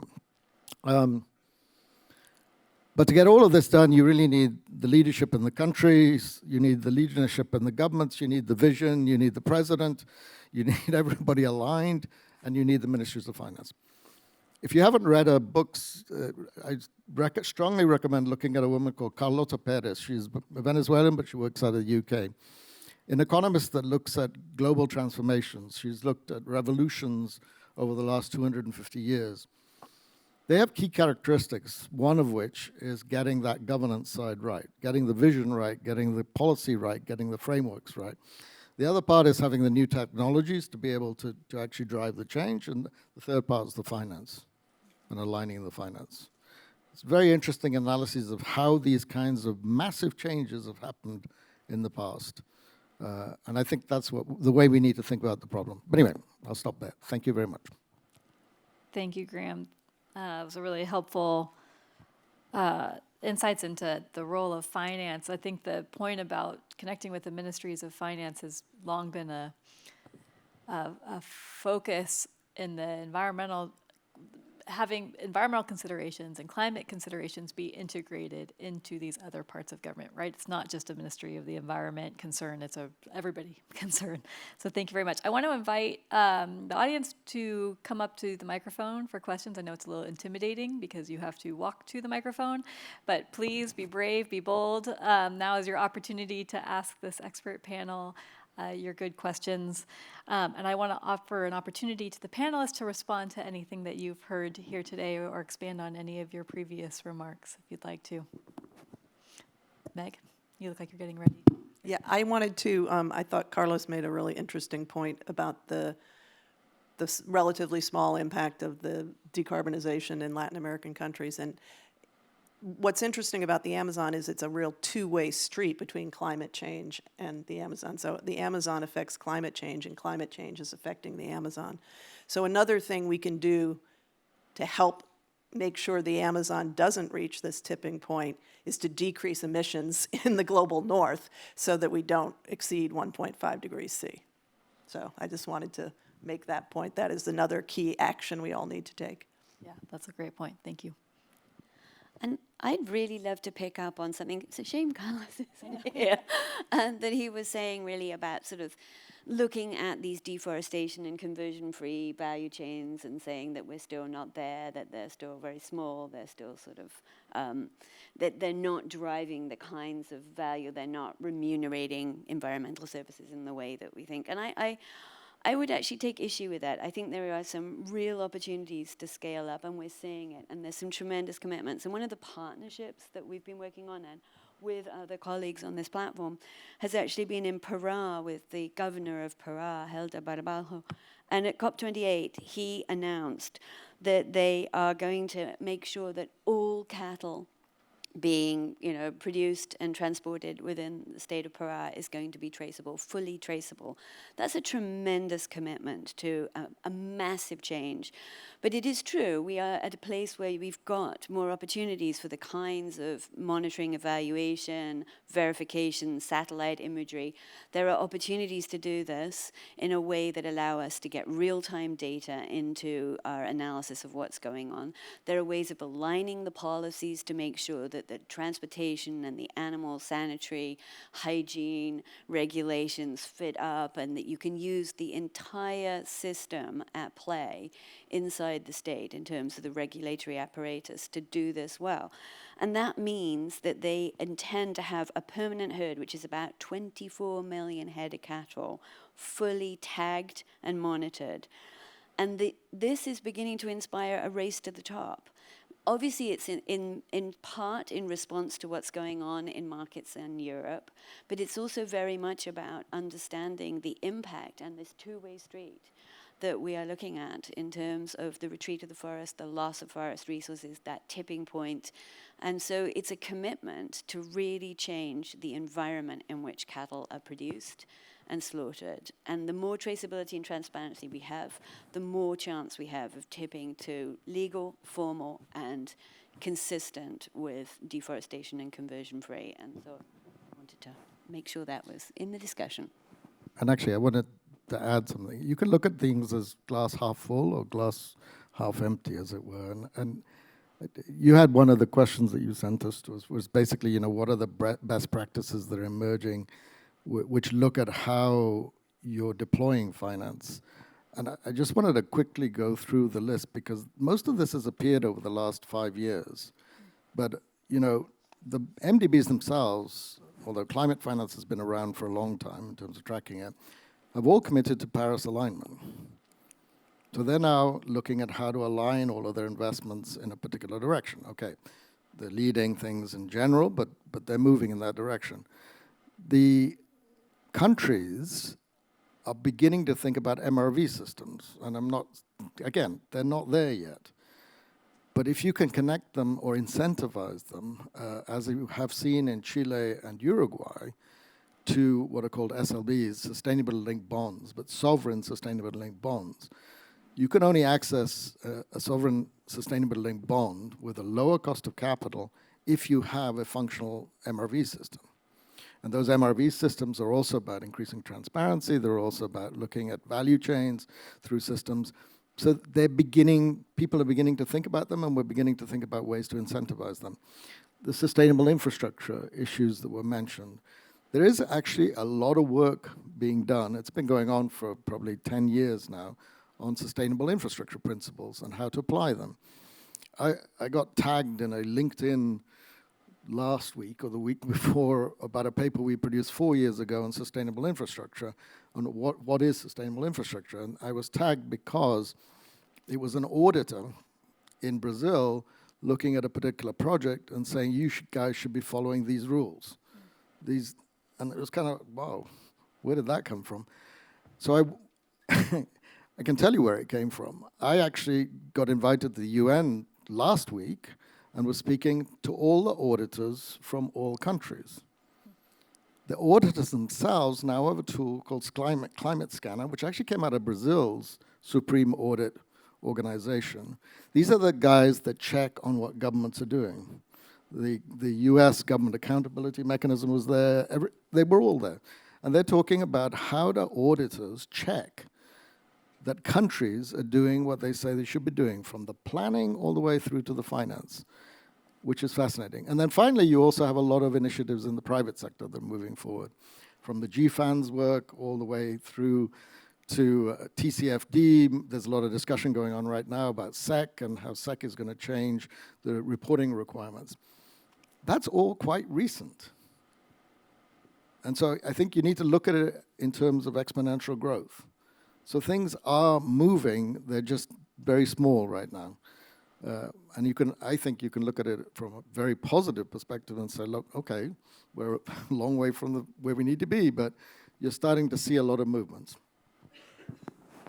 Great. Well, to invoke Carlos one more time, basically one other partnership that I didn't mention, but it was kind of semi-alluded to is technology and satellite imagery, and USAID was very proud to be partnering with NASA, again, to help leverage the U.S. government investment in technology and utilize their satellite tools for addressing climate change, as well as resilience and agricultural development as well, in certain areas of the globe, including in this region. And so I think that's another demonstration of how USAID and the U.S. government are coming together to work with host country governments, with local organizations to provide this technology tool, again, to help address this challenge that we're all facing. Obviously, not enough funds yet, but at least the numbers are growing, and at least certainly in USAID, and as you heard today, a lot of impressive work and funding are now going to this problem. So thank you. So maybe it's tipping points for change, as well as some of the more negative tipping points that we started out with. I'm very disappointed in all of you for not asking any questions today. But I hope that you will take advantage of the networking break. Oh, we do have a question. Renata, please. Why don't you go ahead and introduce yourself, and then we'll get to the question. It's indeed very intimidating, and I'm sorry that I arrived a little bit late, so I'm not sure if my questions were answered before. I'm Renata Giannini. I'm a fellow at the Wilson Center from Brazil, and I'm working on a project on women mitigating climate change in the Amazon. And so I have a few questions, actually. I heard, Greg, you were talking about capacity building on forest conservation with local populations. I was wondering also, how do you, the other way around as well? Like, well, these local populations, they have a lot of knowledge on that as well. So how is that being incorporated into the work that you're doing? And to Greg, you spoke a lot about these viable models on bioeconomy. I wanted to know if you could expand a little bit more and perhaps give an example. I work with some of the women who are they do agroforest, and I see that they have a lot of problem to have that, to that make into a successful business model.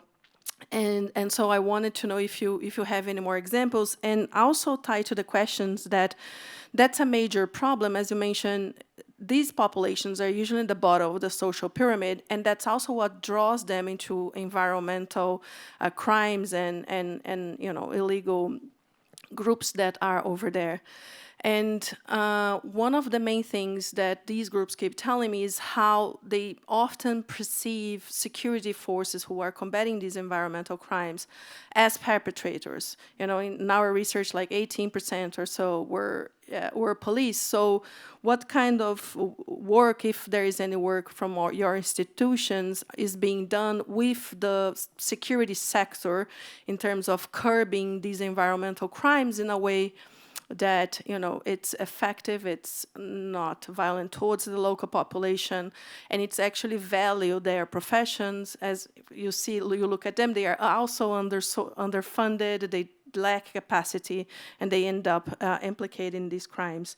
And finally, well, I work mostly with women, and what we see is that their initiatives are usually the ones that are invisible, that has less funding. And so I was just wondering about, a gender perspective, how we promote women's participation across these projects. Thank you. Thank you, Renata. Are there other questions? Why don't we take the questions all at once, and then we'll come around. Thank you. Awesome. Thank you for being here, for your comments and everything. Harold Penchina Cadenas. I'm originally from Mexico. I work for the Albert Stonebridge Group.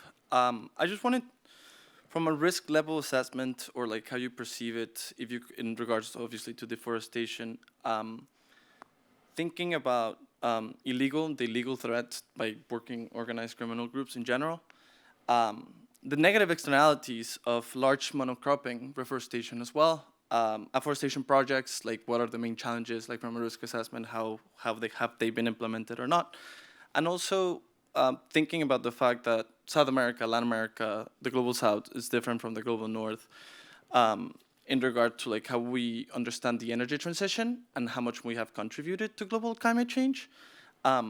What's the risk from having what's called here a carbon tunnel vision, in which we fully concentrate in carbon markets and, in a way, not dismiss, but sideline the Sustainable Development Agenda? And what does that entail for the region? Thank you. Thank you.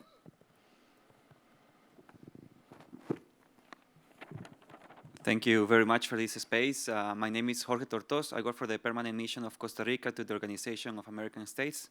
We are very pleased to be present, and we also try to find common solutions for our region. And these are like two questions, might be open perhaps from things that have been said throughout this morning.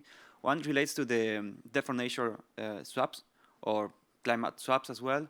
What is going to be the future for this type of, can be innovative systems or actually that can be old? It was said by Dr. Right, for the case of the Galapagos as well, where you mentioned Costa Rica as well, we have quite a good experience from something that happened several years ago, clearly by partnership with many organizations present today. So it's more to hear about what could be the future. The IMF has also said that countries were claiming for that, especially during the pandemic and post-pandemic adjustments and measures. So this is one of the questions, open questions.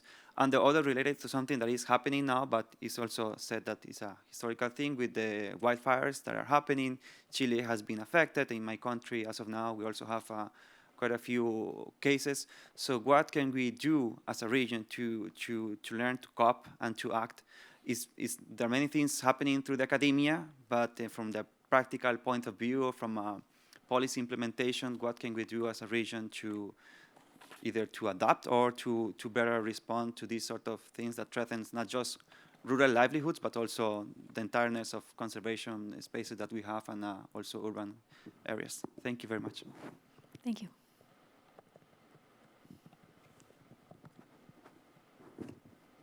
Hi, my name is Zach Sadrup. I'm an intern at the Center for Advanced Defense Studies, C4ADS, and I'm also a graduate student at George Mason University.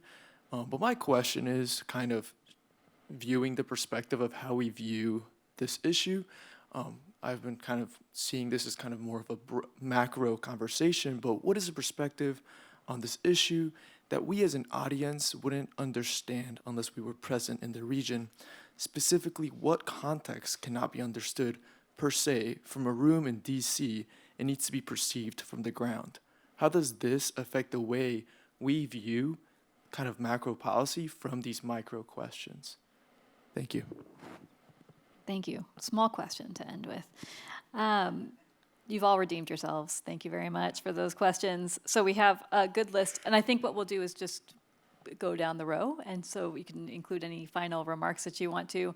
A question about integrating local knowledge into projects and policies that are coming in from external sources. I think the perception of security forces as perpetrators, we see that in the region, but elsewhere in the world too, where for a lot of these communities, their first engagement with their governments is through the security sector, which might not have the training or capacity to act responsibly. And I know that there'll be a session later today that will really delve into that. Engaging with women and having a gender perspective in the work that you're doing.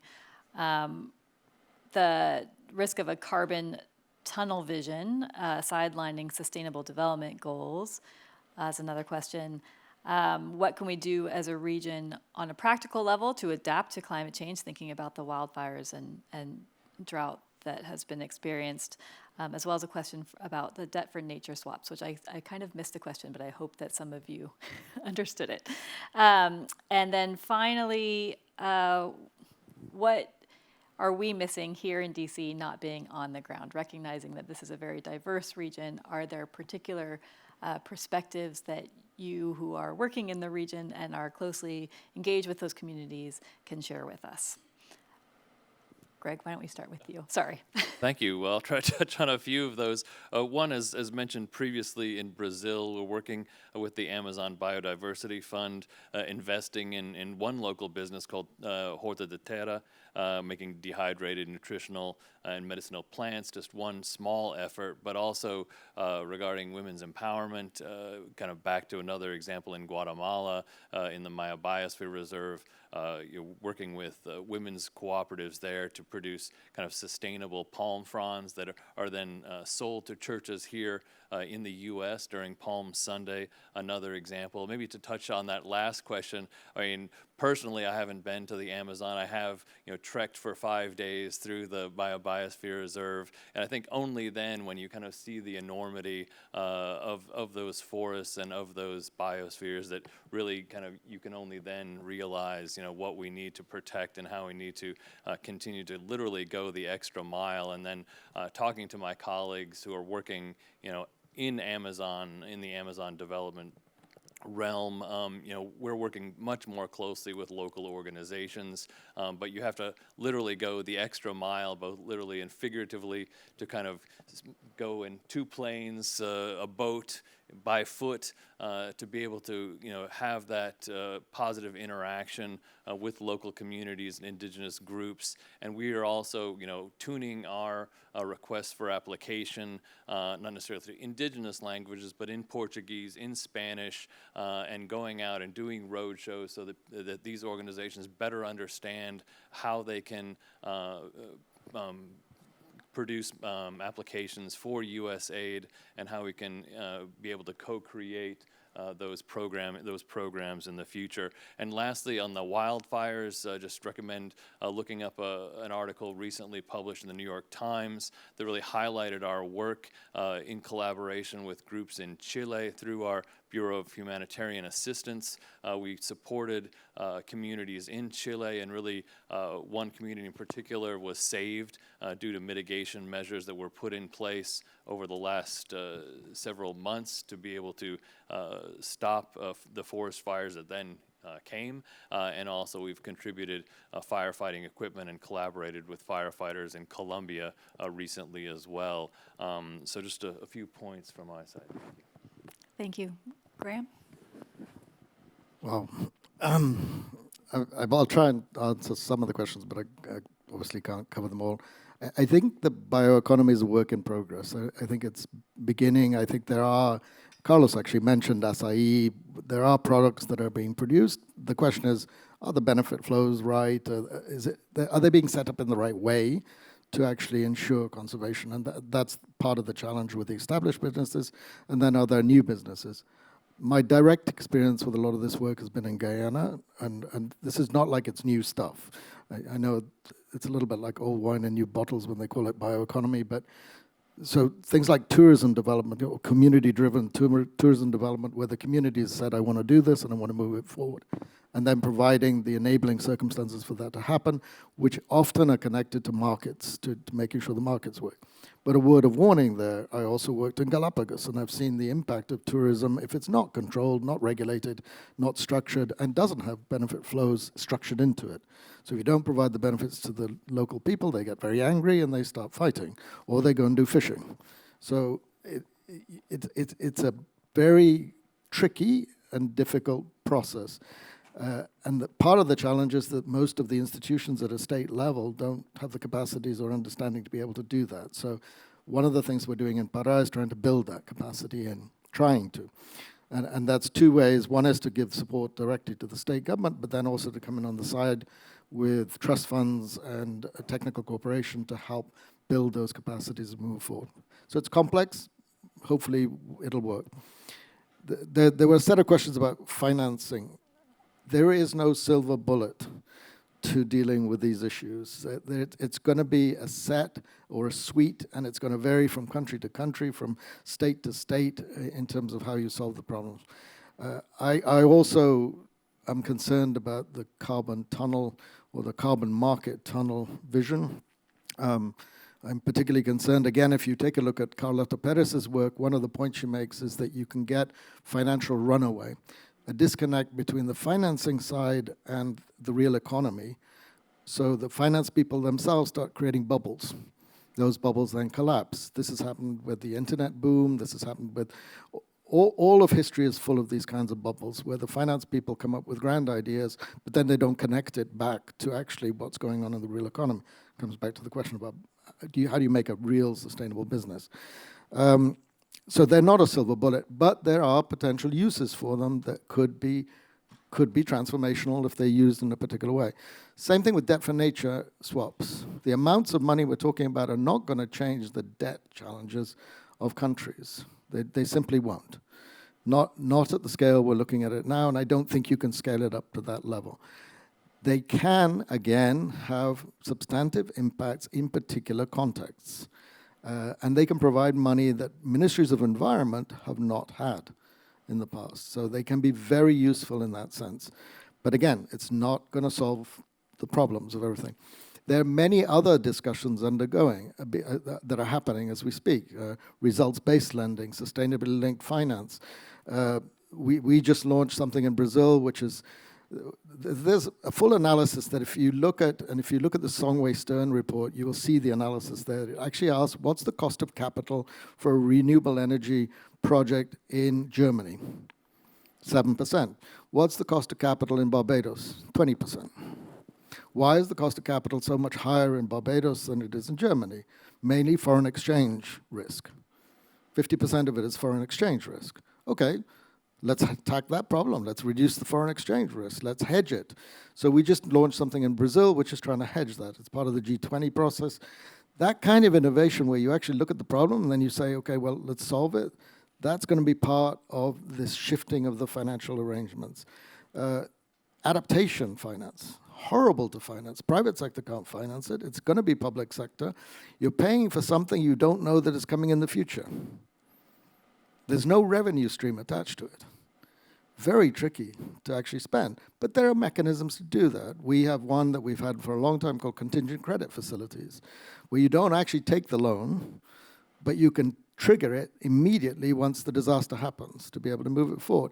There are new innovations, for example, which basically if you do have a disaster, you don't have to pay the cost of capital for 2 years while you recover. Those kinds of things, those are all starting to appear. Motivations that you see on the ground that you don't see up here. One is this narrative shift. I learned that narrative shift from Chile and Costa Rica. I didn't get it here in DC. The shift from this is better nationally for us than thinking about it as a global public good. That shift in thinking is coming from the countries directly. And then I go back to the indigenous people. I spend a lot of time working on traditional ecological knowledge. If you want to develop a guidebook for the tourism industry in Guyana, best talk to the indigenous people. And we did 2 workshops and gathered all of the information from a Mabel guidebook in 2 weeks. It was actually better information. Where do they migrate? How many babies do they have? What do they do? How do they interact with other species? What fruits do they eat? All of it, 2 weeks with hunters, because they had all the knowledge. It took 10 years to produce the guidebook of scientists. Okay, it may have been technically a little better, but no. And they had better pictures, but there are a huge set of things you can do, but that's got to be done at a local level. And part of the problem for the banks, and I'll finish with this, is we have big sums of money. You've got to think about ways of channeling that down so that it can be turned into small blocks of money that can go to different groups, and that's working with partners. State development banks, they can drop it down another level. NGOs, other groups that are equipped for doing that. We're not equipped for that. I have one person in each of these countries. They're not going to do it. So we have to think about that as well. So. Well, I think I'm going to pick up on the security discussion, the one that you raised very particularly about communities who often experience violence at the hands of the security, the police. And I think, I mean, having lived in Central America in the 90s, having been through a couple of peace processes there, and looking at the struggles to professionalize the police, to transition the police from military police, to really build their capacities, to pay them significantly, because if you don't pay them, they are easily corrupted and co-opted. So I think there are lots of lessons that we have from transitions around the world in terms of really building the capacity of the security forces and the people on the front lines to avoid exactly that level of predation that you're talking about. I also think that we have to follow the money, and that things like FATF, it may not be very sexy, but the Financial Action Task Force is really doing amazing stuff, and we really do need to be redoubling efforts to reduce money laundering around the world. And a lot of these criminal and illegal activities are using very established channels, and we know where the money's coming from and where it's flowing to.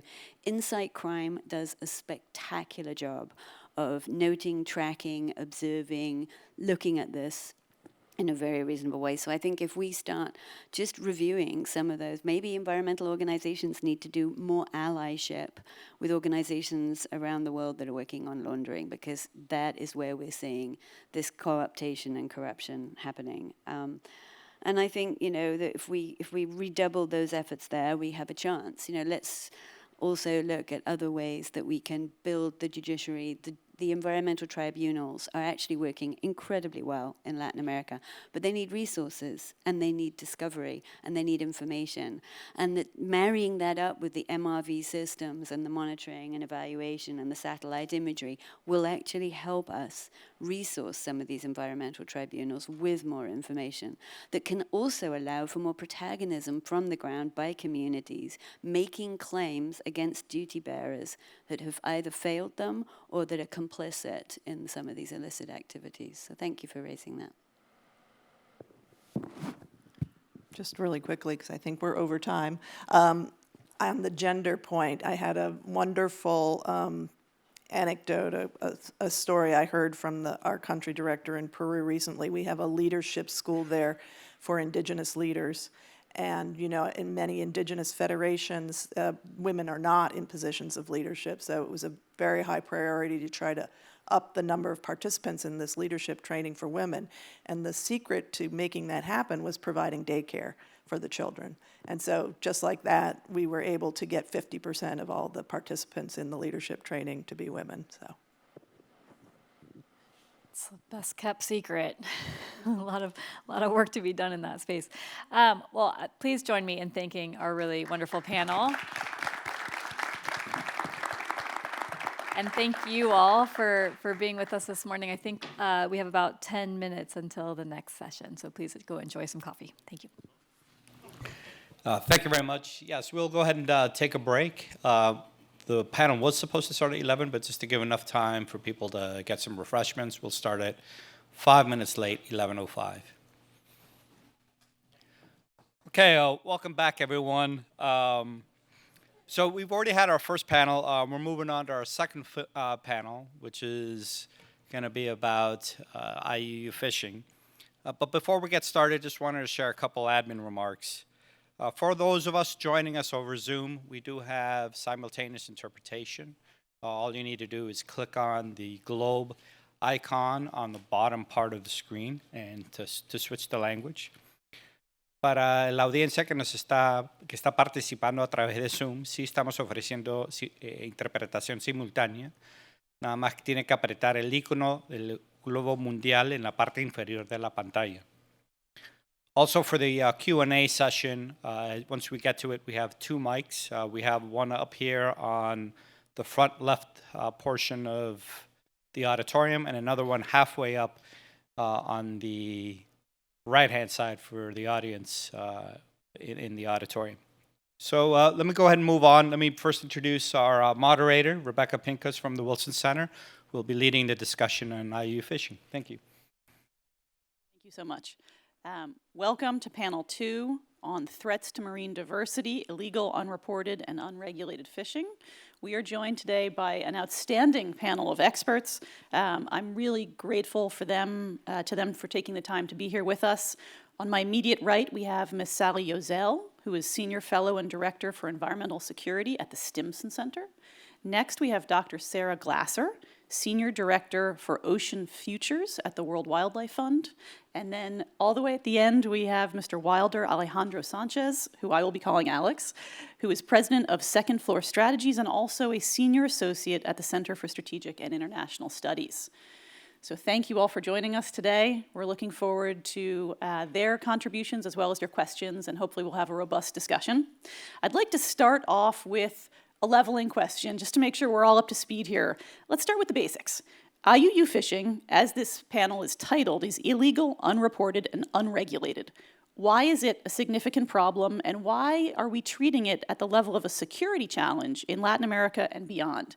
I might turn to Sarah first, if that's okay. Is this on? Yes, it is. Well, first, thank you so much to everyone for the invitations. I'm very happy to be here today, to be on this panel. Thank you, Rebecca, for moderating. And IUU fishing is something that has really grown in its trajectory from roots in the challenges that it caused for fisheries scientists and trying to understand the conservation and ecological impacts of what I've come to call bad behavior fishing, and then grown into what is now considered a national security threat by the United States and countries around the world. And so that trajectory, I think, can be attributed to growing understanding of the multitude of causes and consequences of IUU fishing. But my research and background are in oceanography and fisheries science. So I think before I pass the mic to our other panelists, I'll give a little bit of a background of what I consider some of the fundamental and foundational evolution of our understanding of IUU fishing. And a lot of it started several decades ago by researchers, fisheries scientists, most of them academics, trying to put a number on the answer to the question, how many fish do we catch in the world? And that's a really important number to know. It's important for understanding global trade. It's important for understanding economics. It's important for understanding the withdrawal of resources from our ocean. And it's really, really important for scientists who work both for government agencies and in academies to understand how many fish we can therefore kill in a sustainable manner and have fish tomorrow to continue to sustainably fish and harvest the oceans. And so researchers were trying to put a number on that. How many fish do we catch, or how much volume or metric tonnage of fish do we catch, and where? And as they were trying to figure out the answer to that question, one of the nagging problems in their models and just their basic descriptive statistics was there's all this stuff that is caught that no one knows about. We don't know where it's caught, who's catching it, and what is being caught because they are not following the agreed upon international norms and laws around where that documentation and accounting goes. It should go to national governments, it should go to international bodies called regional fisheries management organizations, and ultimately from national governments it should filter its way up to the United Nations Food and Agriculture Organization, which is or should be the gold standard of reporting from around the world for where we for understanding how much fish we catch. So that number was becoming more and more uncertain. The standard error around that number was getting bigger and bigger as they tried to understand fish that were caught illegally and therefore didn't enter legal trade. Number two, fish that were caught but were not reported, even though maybe legal methods had been used to catch them. And finally, fish that were caught either on the high seas or in areas of the world that did not have management and policy around how those fish get accounted for in national laws and by national agencies. So they started raising the alarm in the 70s about this issue. And for a long time, they were sort of screaming into the void because people would say, well, who cares? And we'd say, well, because it matters for conservation, it matters for fish, it matters for sharks, it matters for, and it was very much, and I'm from World Wildlife Fund, a fish hugger's problem, right? I'm a certified fish hugger, and this was our problem, but it didn't really, we weren't able to make the argument resonate with the people who controlled allocation of resources and decision-making, especially at a geopolitical level. And so, maybe I'll pass the mic on to the next person, but I just wanted to give that little bit of a history and background of where the notion came from and why it was really, really critical at a global and national level to get a firm count and how this issue arose. The importance of counting fish. Thank you very much. Fish. Sally? Great. Great to see everybody here. Sarah is a great scientist, and I am a policy person. That's been my background, and that's how I have really come into this. And she mentioned all of the different global bodies, and that is why we need so much policy, integrated policy across all of our global bodies. And so let me just talk about and step back a little bit about big picture to why this is important beyond the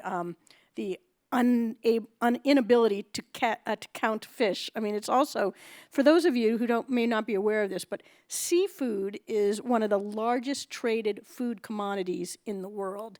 It is a really big business. It's like $140 billion each year. And the United States is second to Europe in our importing of seafood. We're the second consumer, and that's behind Europe. And in 2022 in the United States, where if you eat seafood, 85% of the seafood was imported from places all around the world. Now, some of it was caught in the United States, exported, by the way, to be processed, and then re-imported. But it's an estimate of about $30 billion worth of seafood. So there is such a big role that seafood plays in our international trade, and the economics, the industry, despite all of that, is a major black box. There is limited information, as Sarah noted, about how many fish, but also where and how long fishing vessels operate, who owns these vessels, how much fish is caught, how fish is being processed and shipped to market all around the world.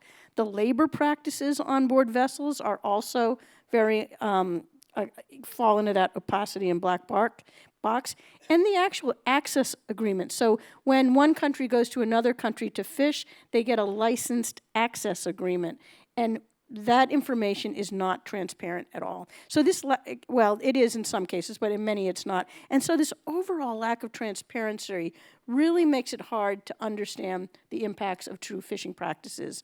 And also, IUU fishing, aside from fish, it's also a crime of convergence. I mean, we hear often it's associated with criminal activities, illicit activities like smuggling of guns and drugs and wildlife and humans, forced labor, modern-day slavery, as well as financial crimes like money laundering and tax fraud.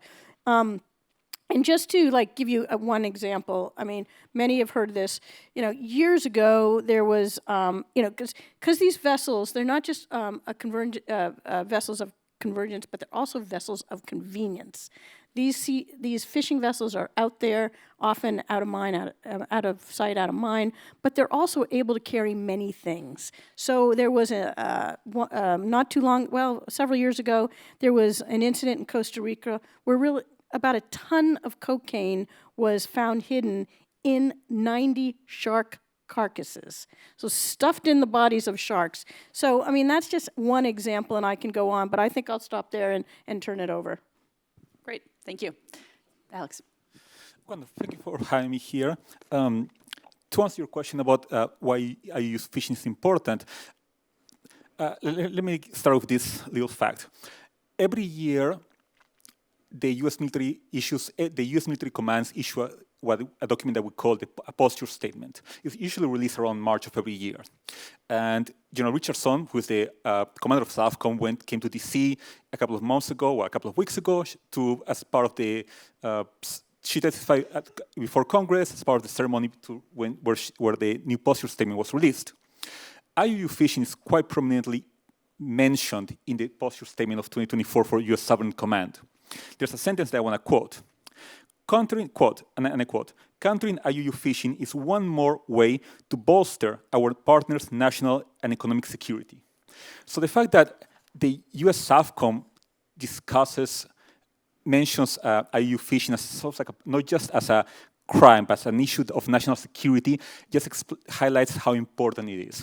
And it's not just SOUTHCOM. As part of my job, I have to monitor, I'm a defense and security analyst. So every day I have to monitor the press releases by ministers of defense and navies, armies and air forces from all of Latin America and the Caribbean. And you often hear, whenever I hear about an operation that against IUU fishing, there's usually the same type of statement, that this mission carried out by the Colombian Navy or the Peruvian Navy or the Brazilian Navy will protect la soberanía nacional, will protect national sovereignty. So IUU fishing is not just a crime, which it is, but depending on who is committing it, it can be a threat to national security, national integrity, national development. And when it comes to IUU fishing, I think it's also important to discuss how it takes place, because we want to blame everything on the distant water fishing fleets, but they're not the only ones committing these crimes. This IUU fishing is also committed by local citizens. Just in January, for example, I'm just going to give you a couple of examples. In January, the Colombian Coast Guard carried an operation in the Magdalena River, well within Colombia. They arrested a number of Colombian citizens who had illegally fished 1.2 tons of clams. So that's a lot. IUU fishing also occurs between neighbors. And there's so many examples that I can talk about that, and I don't have the time for it, but I just want to mention a couple of examples. Let's see. I'm sorry, just make notes. Oh yeah, in November, a Beechcraft Super King Air assigned to the Uruguayan Naval Aviation spotted a fishing vessel close to Rocha Department. The vessel came from Brazil, and aboard were around 3 tons of fresh fish. Last year in Colombia, the Colombian Navy stopped a fishing vessel flying a Nicaraguan flag. Aboard were 159 kilograms of lobster. And every single Latin American and Coast Guard has the same stories, where they stop fishing vessels from neighboring states carrying out these types of crimes. So when we talk about how problematic IUU fishing is, it's not just that the fishery, the waters of Latin America and the Caribbean are being depleted from fish, it's who's carrying it out. And everybody's involved, from local citizens to regional neighbors to countries from across the world. Great. Thank you so much. And thank you to the panel for giving us such a good overview of this really challenging problem. I think you all tackled it from a number of different areas, and I appreciate that. So now I want to ask a little bit about the history, because Sarah, you mentioned that this has been a problem that we've had growing awareness of for many decades, and it's a complex problem with sort of governance issues and national security and economic ramifications. So what has been tried in the past? Why hasn't it been working? And what are the risks to Latin America and perhaps beyond from failing to get our arms around this problem? And I might start with Sally this time. Great question. Thank you. So, again, this is a multi-layered approach. I mean, IUU fishing, when there's a single incident of IUU fishing, it just has this rippling effect. And when you add on to it, it's even more adverse effects throughout the supply chain, far beyond just that point of harvest, to be honest. So it needs to be addressed in that way. And so when you think about it, we need to think about IUU fishing and how to attack it in a more broad, multifaceted way. There are more risks throughout the seafood supply chain than just that species that was caught illegally. There are risky ports. There are risky flags of convenience. That's when a vessel uses a flag from another country. There are blacklisted vessels. All of those need to be taken into account. There's a law called the Port State Measures Agreement, and that is where countries around the world sign up for it, and they're supposed to make sure no IUU fish is coming in. Well, one, they don't often have the capacity, but there are other things to really think about. And I'll just give an example. China, which has the largest distant water fleet in the world, by the way, they've been known to probably have the most IUU fishing, but they're very active in port building, in building fish bases all around the world, but particularly in Latin America.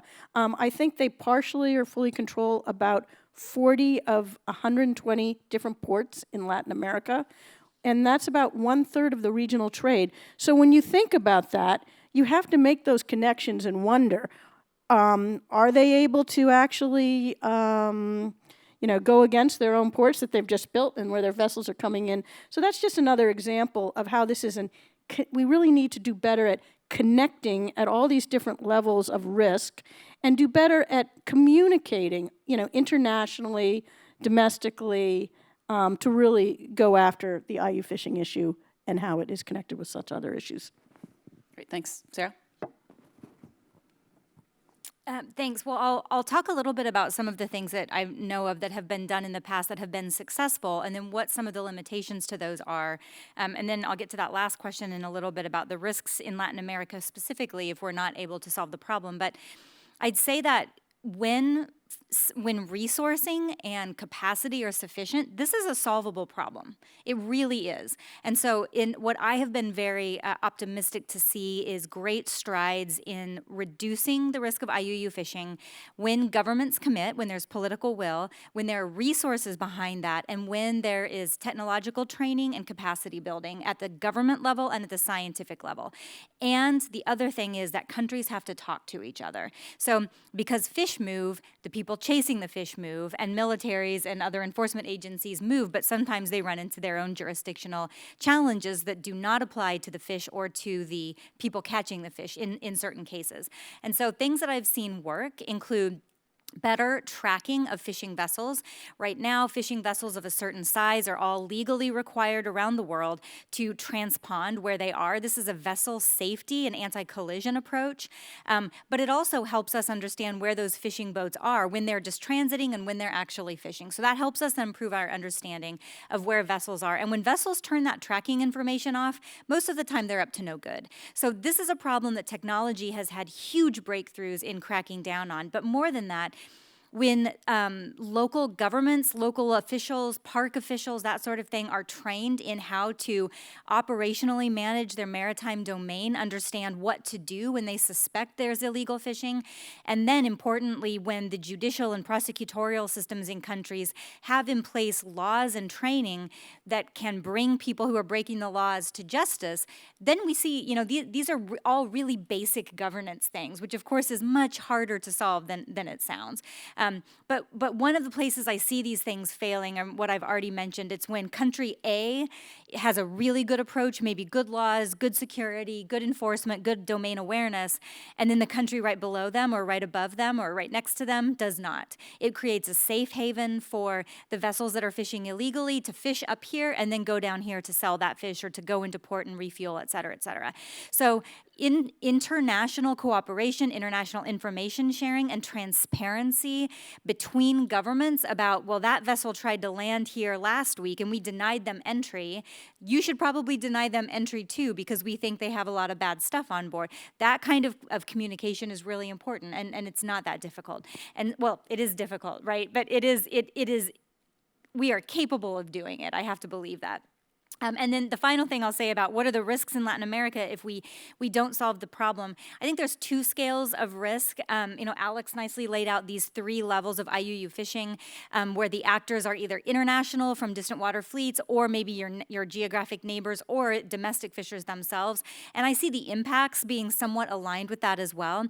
At the small scale, domestic and artisanal fishery, the risks of IUU fishing are that a lot of that profit doesn't really go on the books, but it also can lead to dramatic and localized depletion of resources, which means that a place where this fishing community may have had access to generations worth of fish to support themselves, both in terms of income and food security, that supply of fish could fall off a cliff. There are a lot of times there are tipping points in ecological systems where the size of a fish population may be stable for a long time and then something happens, a hurricane or an algal bloom or a distant water fishing vessel comes in and then leaves again. Those kind of things can tip ecological systems over the brink, and we're seeing that happen more and more around the world, particularly in the face of climate change. So there are a lot of localized impacts. In Latin America specifically, I want to mention in Mexico, overfishing of one type of fish is leading to the decimation of an endangered species, the vaquita, in the Sea of Cortez. There are a lot of interactions between the tuna fishing vessels and then threatened and endangered species like marine mammals, birds, sea turtles in some of the blue corridors that are in Costa Rica and Ecuador. In Chile and Peru, we're seeing illegal fishing from distant water fishing fleets that are parking themselves right outside of the legal boundaries. We're seeing a lot of impacts on the small pelagic fisheries for things such as anchoveta, which is the largest single species fishery in the world. And so there are huge economic implications. And then finally, as everyone's already mentioned, the national security implications of having facilitations for other types of crime, human smuggling, drug smuggling, and arms smuggling. Great question. So from a military's perspective, the strategies have not changed over the years. Navy send out vessels, they send out maritime patrol aircraft, if they have any, to patrol their territorial waters and EECs. And the good news is that technological advances are helping the fleets of Latin America and the Caribbean expand their capabilities. Vessels are now faster, and most importantly, nowadays, they have the capability to transport helicopters. This is a game changer. When a vessel deploys, like say, a frigate or a offshore patrol vessel, deploys its helicopter and its rigid inflatable boats, it becomes a mini fleet of 3 or 4 platforms, which improves its capabilities to monitor large distances and also intercept vessels if necessary. However, the problem for Latin American and Caribbean navies has always been that there's a lack of sufficient vessels to intercept IUU fishing vessels and a lack of sufficient maritime patrol aircraft. And I will also include a lack of sufficient helicopters aboard ships. There is also, when it comes to potential risks, there are a couple. And please, you can disagree with me if I'm wrong. IUU fishing, at least when it comes to Latin America and the Caribbean, it's not a violent crime. Usually what happens is that when a fishing vessel sees, let's say, a Coast Guard patrol vessel, an offshore patrol vessel, a frigate or submarine, in the case of Chile, for example, that is closing in, they just tend to run away. There have been a couple of small incidents, though. In 2016, the Chinese fishing vessel Lu Yan Yuan 010 was shot at and sank when it rammed against a vessel operated by Argentina's naval prefecture during a territorial fishing dispute. There were no fatalities. That could happen again in the future. I mean, I expect that to happen in the future. I haven't heard of other incidents in which fishing vessels, IUU fishing vessels, are armed, but we definitely should think about a worst-case scenario where that could happen in the future. Another potential worst-case scenario is that once fishing reserves disappear in one country, then the fishing vessels from country X will always have to move to country Y. And this could, in a worst-case scenario, have some kind of, there could be some kind of armed conflict between states. The idea of states going to war over access to precious resources like water, like food, agricultural land, is something that we have been discussing for the past couple of decades. And I believe that fighting over fishing areas could occur as well. I will also say that if you look at, let me explain it a different way. The International Court of Justice has several pending cases when it comes to Latin American states, and quite a few of them involved maritime border disputes. Just last year, there was a maritime border dispute that the ICJ passed a judgment on between Nicaragua and Colombia. There's also one right now, there's a pending case right now between Guatemala and Belize, another one between Venezuela and Guyana, which I think we're all aware of. There's also another one between Belize and Honduras. 3 Central American countries are claiming the Gulf of Fonseca, where there's some fishing reserves as well. So IUU fishing, again, doesn't just come from outside of Latin America and the Caribbean. It's also internal. And when we look at the future, I think it will occur more and more often, and it will overlap with border disputes between states. And where that could end up, I'm hoping not an armed conflict, but again, as an analyst on defense and security issues, I have to think of the worst case scenario. Great, thank you. So a lot of risks, a really complex problem, and I think a couple of you alluded to tools that can be brought in to bear on this problem, including domain awareness, the AIS trackers that fishing boats carry. If they turn them off, that's a problem. Alex ran us through sort of the fleet and capacity challenges. Before we move on, are there any other sort of tactical level tools or levers that you want to flag as being important, maybe around emerging technology? I think you've covered some of the big ones, but I just want to do one last pass to see if there's anything else at that kind of tactical level you'd like to flag. So if I could just mention one thing, and I'll probably talk more about it because it's sort of the passion right now, but believe it or not, when seafood travels throughout the seafood supply chain, it's not tracked digitally. I mean, if we have a bad head of lettuce in the United States, we can track it all the way back to whatever farm in Mexico if it came from. We can't do that right now with seafood. Seafood uses a paper-based electronic system, if you can believe it.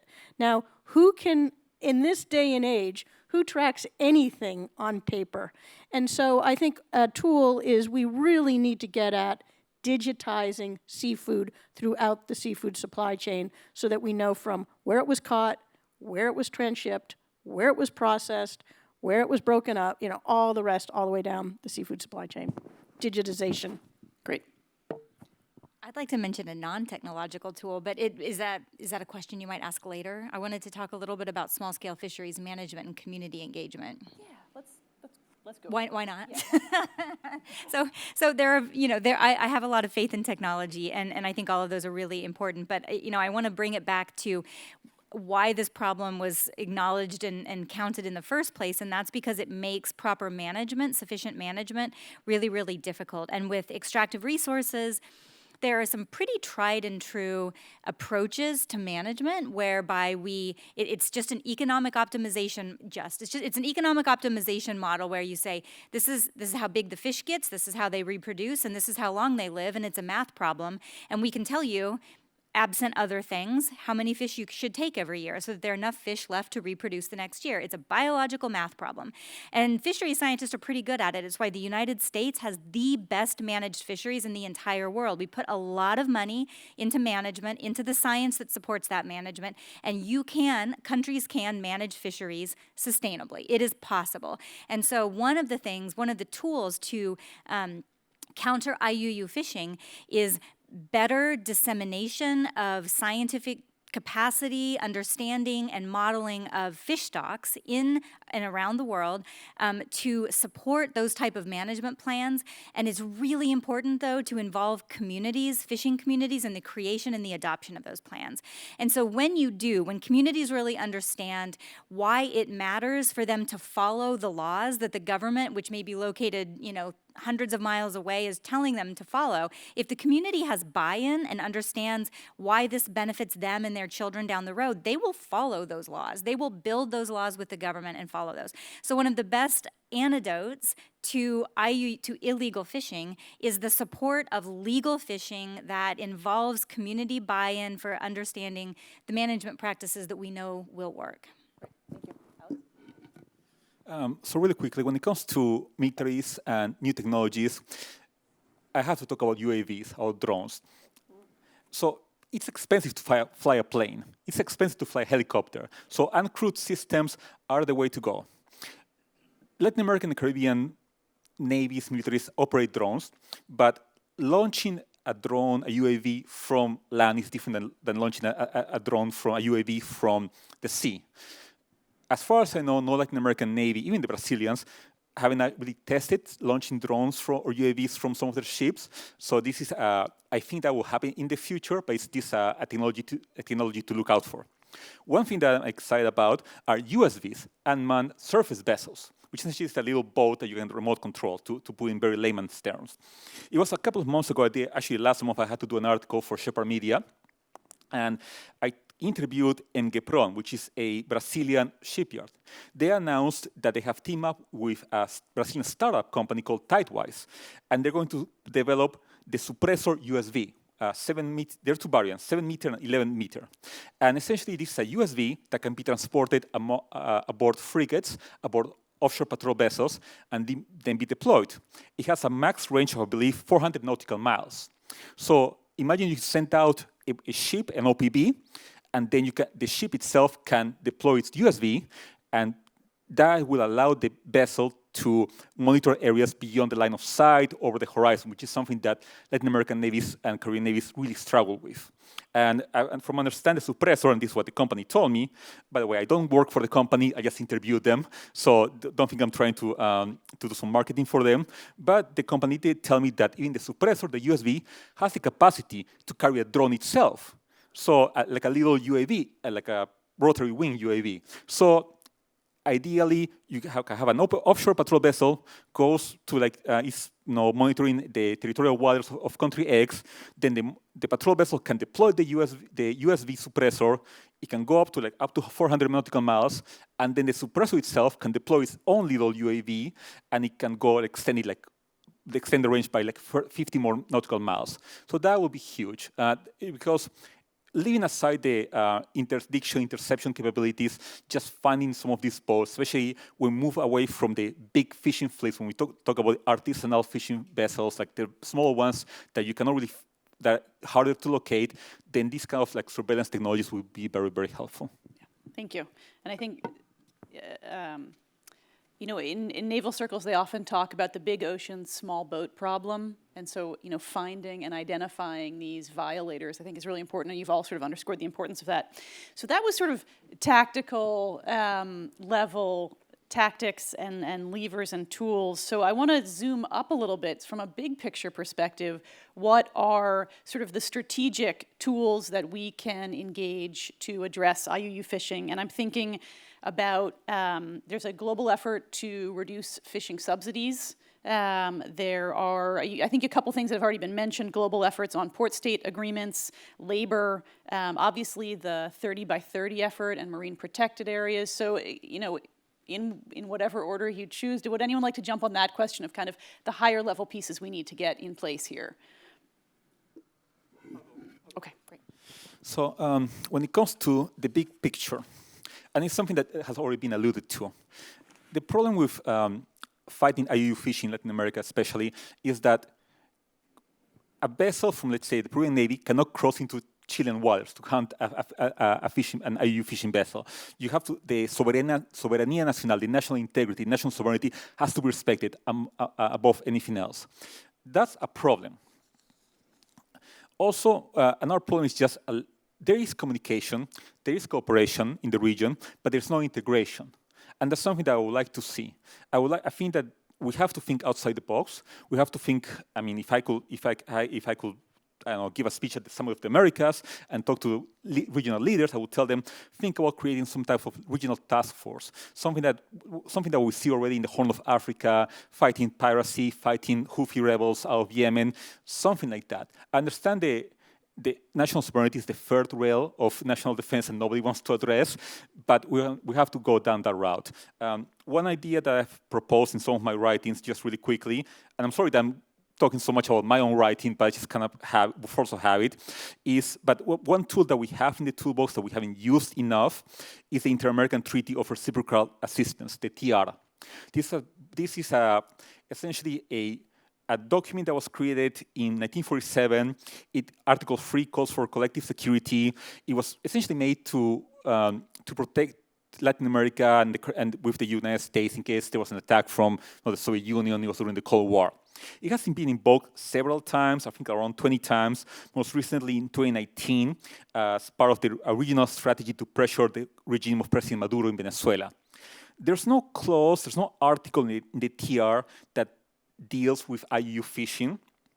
Article 5 talks about a conflict or serious event that might endanger the peace of America. That kind of is IUU fishing. Article 9 talks about how sending by or on behalf of a state of armed bands, groups of irregular or mercenaries which carry out acts of armed force against another state. Well, in 2016, a fishing vessel from China did ram against a patrol vessel from Argentina. That can be considered an act of aggression. What I have proposed in some of my writings, again, is that the TR is an outdated document that needs to be updated. I have proposed updating and drafting a TR21, a TR21.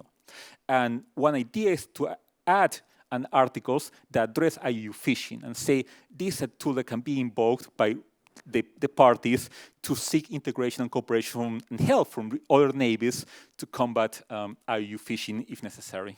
That's great. Thank you so much. And I appreciate you flagging the regional cooperation agreements in Africa, both East and West Africa and the Gulf of Guinea. It's not just sort of cooperating, sharing data, but sort of fusing data and being able to get to a joint response place that really is going to make such a difference when violators can cross into different jurisdictions so easily and escape. So I appreciate all of you underscoring that. Does anyone else want to hop on this sort of, okay, great, Sarah. I thought I might address 30 by 30. And 30 by 30 is a global effort to protect 30% of the world's wild spaces, or what is left of our wild spaces, by the year 2030. It's both terrestrial and marine. One would think it might be easier to protect 30% of our marine environment, given very few people live on the ocean. But it turns out to be pretty tricky for reasons that have been elucidated around sovereignty issues. But the benefits of protecting wild spaces, and that definition is generally up to the countries, is that in the marine space, fish grow bigger, and habitats are protected from the types of fishing that are destructive. In some places, it's dynamite fishing, throwing a stick of dynamite over a boat, seeing what blows up and what floats up to the surface. In other cases, it's trawling. That's how fish are caught, or sorry, that's how shrimp are caught. That's how bottom fish like cod are caught. Trawls drag across the bottom of the ocean, and they can destroy critical habitats, particularly when you're talking about kelp forests or coral reef areas. So things that have mechanical damage can really be mitigated against by the use of marine protected areas or marine parks or other types of conservation measures. And we're trying to count all of the percentages of space within the 200 nautical mile jurisdiction of countries and add it up to 30%. And some countries in Latin America have gotten there. Colombia, let's see, last year at Our Oceans, there were a couple big announcements. I can't remember, I think Panama's getting very close, but quite a few Latin American countries are about to meet the 30% requirement. It's not a requirement, it's an agreement. Or exceed it. Now, the problem is that those delineations actually cause conflict, and that can happen in many different ways. In coastal California, for example, there was a network of marine protected areas that were designated within the last 20 years. And it really angered a lot of people, both in the recreational and in the small-scale commercial fisheries, that suddenly didn't have access to areas that they grew up fishing. And they'd say, my grandparents took me fishing here. I want to take my kids fishing there. But I don't want to sound too glib about it, because in some cases we are talking about access to really important, thriving commercial fisheries that were, supporting family businesses and that sort of thing. So there were some very angry commission meetings around the boundaries of these marine protected areas. And about 6 years ago, I led a study in 6 different countries in the Horn of Africa on the causes of conflict over fisheries that went from nonviolent all the way up to violent and even military scale conflict. And the number one cause of conflict in this part of the world was access and inaccess to different fishing grounds. That is, where do we draw borders, and where are there varying levels of access by different fishing communities into areas? And we've actually replicated that study now in Ecuador, and the numbers are the same. That's the same cause of number one cause of conflict over fisheries. And so, as the world tries to divide up our wild spaces and protect some areas while not protecting other areas with very good outcomes for conservation and livelihoods, we need to be aware that we are introducing newly into the mix new ways of seeing new causes of conflict, both between communities and between countries. Interesting. Thank you. Wow, I could go in so many different directions right now, but just to build on that, I mean, one of the things about marine protected areas, and they're just growing, which is terrific in Central and South America, is we need the capacity to manage them. And I'll just give again, I don't mean to be hitting on Costa Rica too much, but I'll just give an example of Cocos Island, where it's just a wonderful marine protected area around it. There have been cases where drug runners have come up from South America, and they work with fishers who meet out around that area, where the fishers who have subsidies for oil and gas or diesel, they use their fuel to give their fuel to the drug runners, and then the drug runners pay them back in drugs, which they then return to the mainland and either sell for profit to the communities or use themselves. So again, I'm going back to that sort of connected and bringing it into the importance of, as we develop these areas, we need to really manage them. The second thing is just building on subsidies. So the World Trade Organization addresses world trade, and so I think there's about $35 billion worth of subsidies for vessels, whether it's vessel construction repair, the fuel I just talked about, and other expenses. And so for the first time, the World Trade Organization is trying to wrap themselves around this and try to figure out what do we do about what's called harmful subsidies. And harmful subsidies is really money going to industrial fleets that either don't need them or they're using them to do harm to manage fisheries and accelerate that overfishing activity. So what's exciting now is the head of the World Trade Organization is this woman who's an economist from Nigeria. So she gets fishing, and she has really brought this dialogue for the first time ever into the World Trade Organization.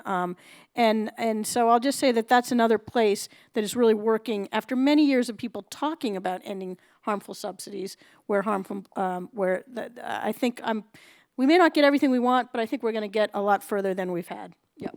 Great, thank you. And for anyone who's in that first panel, I think this point about sort of overfishing, IUU fishing, is bad for business, it's bad for economies, it damages the long-term ability of a fishery to sustain income. That resonates, I think, with what they were talking about in the last panel on forests, right? And the ways in which we need to make protecting forests good business. And when you bring in the financial ministries and the financial actors, that really elevates this issue to a place where it'll engage larger levers of government and power and maybe, you know, I think that was an interesting resonance there. So I hope some of you saw that. I'd like to encourage you all to start getting your questions teed up. I've got one more question prepared here for our panel, and then we'll move into a Q&A. There's a microphone right up here, and there's another microphone at mid-stage over on this side. So please get your questions rolling. Please head on up. We'll start taking questions in just a few minutes. I want to close out the prepared questions with what we can do as consumers here in the United States and elsewhere, anyone who buys fish. How can we help address this problem? Can we talk about moving the markets away from IUU fish? I know the issue of traceability has been mentioned, but what else can we do? What's out there? Thanks. Well, I'm going to talk more about traceability if I could, because, I mean, it is so crazy that, you know, the U.S., the European markets, and now Japan have traceability programs, but they're not as effective as they could be, as I noted at the very beginning. But those three markets, just in amongst themselves, would make up almost 60% of the global market. So think about how that could economically affect illegal fishing. You know, because a lot of times people say, well, if you crash, you know, if the U.S. gets really tough on it, it's going to be like a balloon and they'll go elsewhere. Well, when you have that kind of, you know, 60% or 55% of the market, and other countries are starting to take on traceability as well, if you can have that kind of effect in the marketplace, I think it'll make a difference. And, you know, there was just a recent survey, and, you know, 72% of U.S. consumers say they support traceability in the seafood supply chain. Americans and other consumers around the world, they do not want to be buying seafood that is either illegal or has been produced or caught using, you know, forced labor or violations of human rights. And a lot of forced labor and human rights violations occur on these distant water fleets. I would urge all of you to read Ian Urbina's Outlaw Ocean. He hits on a whole number of series of issues, you know, particularly squid fishing in South America as well as in Asia, as a really good reading to understand that issue. So what can we do? We need to demand when we buy, ask the questions to wherever you're purchasing your seafood. Where is it from? If you don't get the answer, go to try to find seafood where you can get that answer, because it's going to be a pressure of the marketplace, in my view, as one of the levers to push hard. And I agree with everything Sally has just said. And I will say that it cannot just be a consumer responsibility thing. And I know you probably agree with that too. But, and you know, one of the things that struck me as a marine biologist was someone said to me once, well, Sarah, I just know it's fish on my plate. No one asks what species of chicken am I eating or what species of tofu, which is not a species, by the way, am I eating, right? And I thought, oh my God, you're right. I care that there are hundreds of different types of fish that this could be, but most people just see a white fish, or maybe they see salmon or tuna or something like that, right? But it cannot be a consumer responsibility. And to build on what Sally was saying, I'm going to do a little informal audience poll here. This is just for my own edification. How many of you have heard of the Marine Stewardship Council? Okay, decent. If you shop for seafood at Whole Foods, you will, or Walmart, by the way, you will see a blue circle with a fish and a little check mark. Those companies mostly source Marine Stewardship Council certified seafood that has been, that meets certain commitments to sustainability that the MSC has put in place. Now, if you were a consumer who was committed to buying sustainable seafood and it had the blue check on it, the blue fish and the blue check, but you found out that that seafood was sourced from a vessel that had a processing plant that used child labor or forced labor, I mean slavery, do you think that that blue check should be there? Probably not. That's what Americans, when we buy something that has a happy check mark on it, we want it to be happy in all the ways that that food needs to be happy, right? So it is the responsibility of the US government to figure out how to make sure that food is not making it into our supply chain, because the MSC is designed to promote ecological sustainability, and the US government is designed to keep slavery out of our consumer goods. It is not the responsibility of the MSC, although I will say they try. They have various ways of trying to make sure, but they are a double check. They are not the primary point here, right? So the US government needs to do a better job of making sure that there is not seafood sourced from forced labor, child labor conditions around the world that easily makes it into our supply chain. And let me give one good, and then the companies have a big responsibility too. So I'll give one recent example. The US and led by consumer campaigns, put a lot of pressure on Thailand about a decade ago to clean up their act with regard to aquaculture of shrimp. And Thailand responded, and they really improved the way that that shrimp are farmed in Thailand. They reduced a lot of the human rights and labor rights abuses that were known to be in that sector. They did a great job. And what did that do to the price of shrimp from Thailand in the US market? It shot up. And so all the major buyers, importers, and retailers of shrimp went next door and started buying all their shrimp from India. And now there's a new study out from the Corporate Accountability Lab that shows that there is massive forced labor and child labor problems in the Indian shrimp supply. So the companies also have a responsibility to try to not only educate consumers, but to try to source correctly across not just the one bottom line, but across the triple bottom line. So I cannot talk about the US market, but I'll talk about the US military and DoD very briefly, because I really want to go to the Q&A. The Western Hemisphere has 35 countries. Take out the US and Canada, there's 33 across Latin America and the Caribbean. Out of the 33 countries, the vast majority have good relations with the United States or want to have good relations with the United States, including at the defense level. Now, the exceptions being Cuba, Nicaragua, Venezuela, Bolivia too. And unfortunately, the US military, especially the US Sovereign Command, which oversees most of Latin America and the Caribbean, have very limited resources and assets that they can deploy to Latin America and the Caribbean to help carry out different missions, including combating IUU fishing. One low-cost, high-reward initiative that I think should be pushed more is helping with surveillance. Every now and then, you will hear about US military aircraft going to Latin America and the Caribbean to help with surveillance operations. Last October, C-130 Hercules went to, as part of Operation Sovereign Shield, went to the Eastern Pacific off the coast of Peru to monitor the region to combat IUU fish, to help monitor IUU fishing fleets. The year before that, in September 2022, B-1B Lancers did the same thing, monitoring IUU fishing operations off the coast of Ecuador, especially around the Galapagos Islands. So I understand that sending, again, a ship from the Coast Guard, the Navy, all the way down to the South Atlantic or the South Pacific, it's expensive, time-consuming, but just sending one plane every now and then could make so much difference. Just giving the information to local navies so they can say, hey, we think you should really send a ship over there right now because we believe that IUU fishing is being carried out. It could make a world of difference. Great. Thank you so much. Great ideas. I appreciate that. Okay, we've got some questions already queued up, which is great. I think in the interest of time, maybe we can take all of these questions in a bundle. I'll give them to the panel, and then we'll see if we can squeeze in time for another round. So, Ben, please. Sure. Hi, I'm Benjamin Gadan from the Wilson Center. This has been spectacular, so thank you. My question relates to where the political will is in the region. I think, sir, you laid out really compellingly the commitments for marine protection in a lot of countries.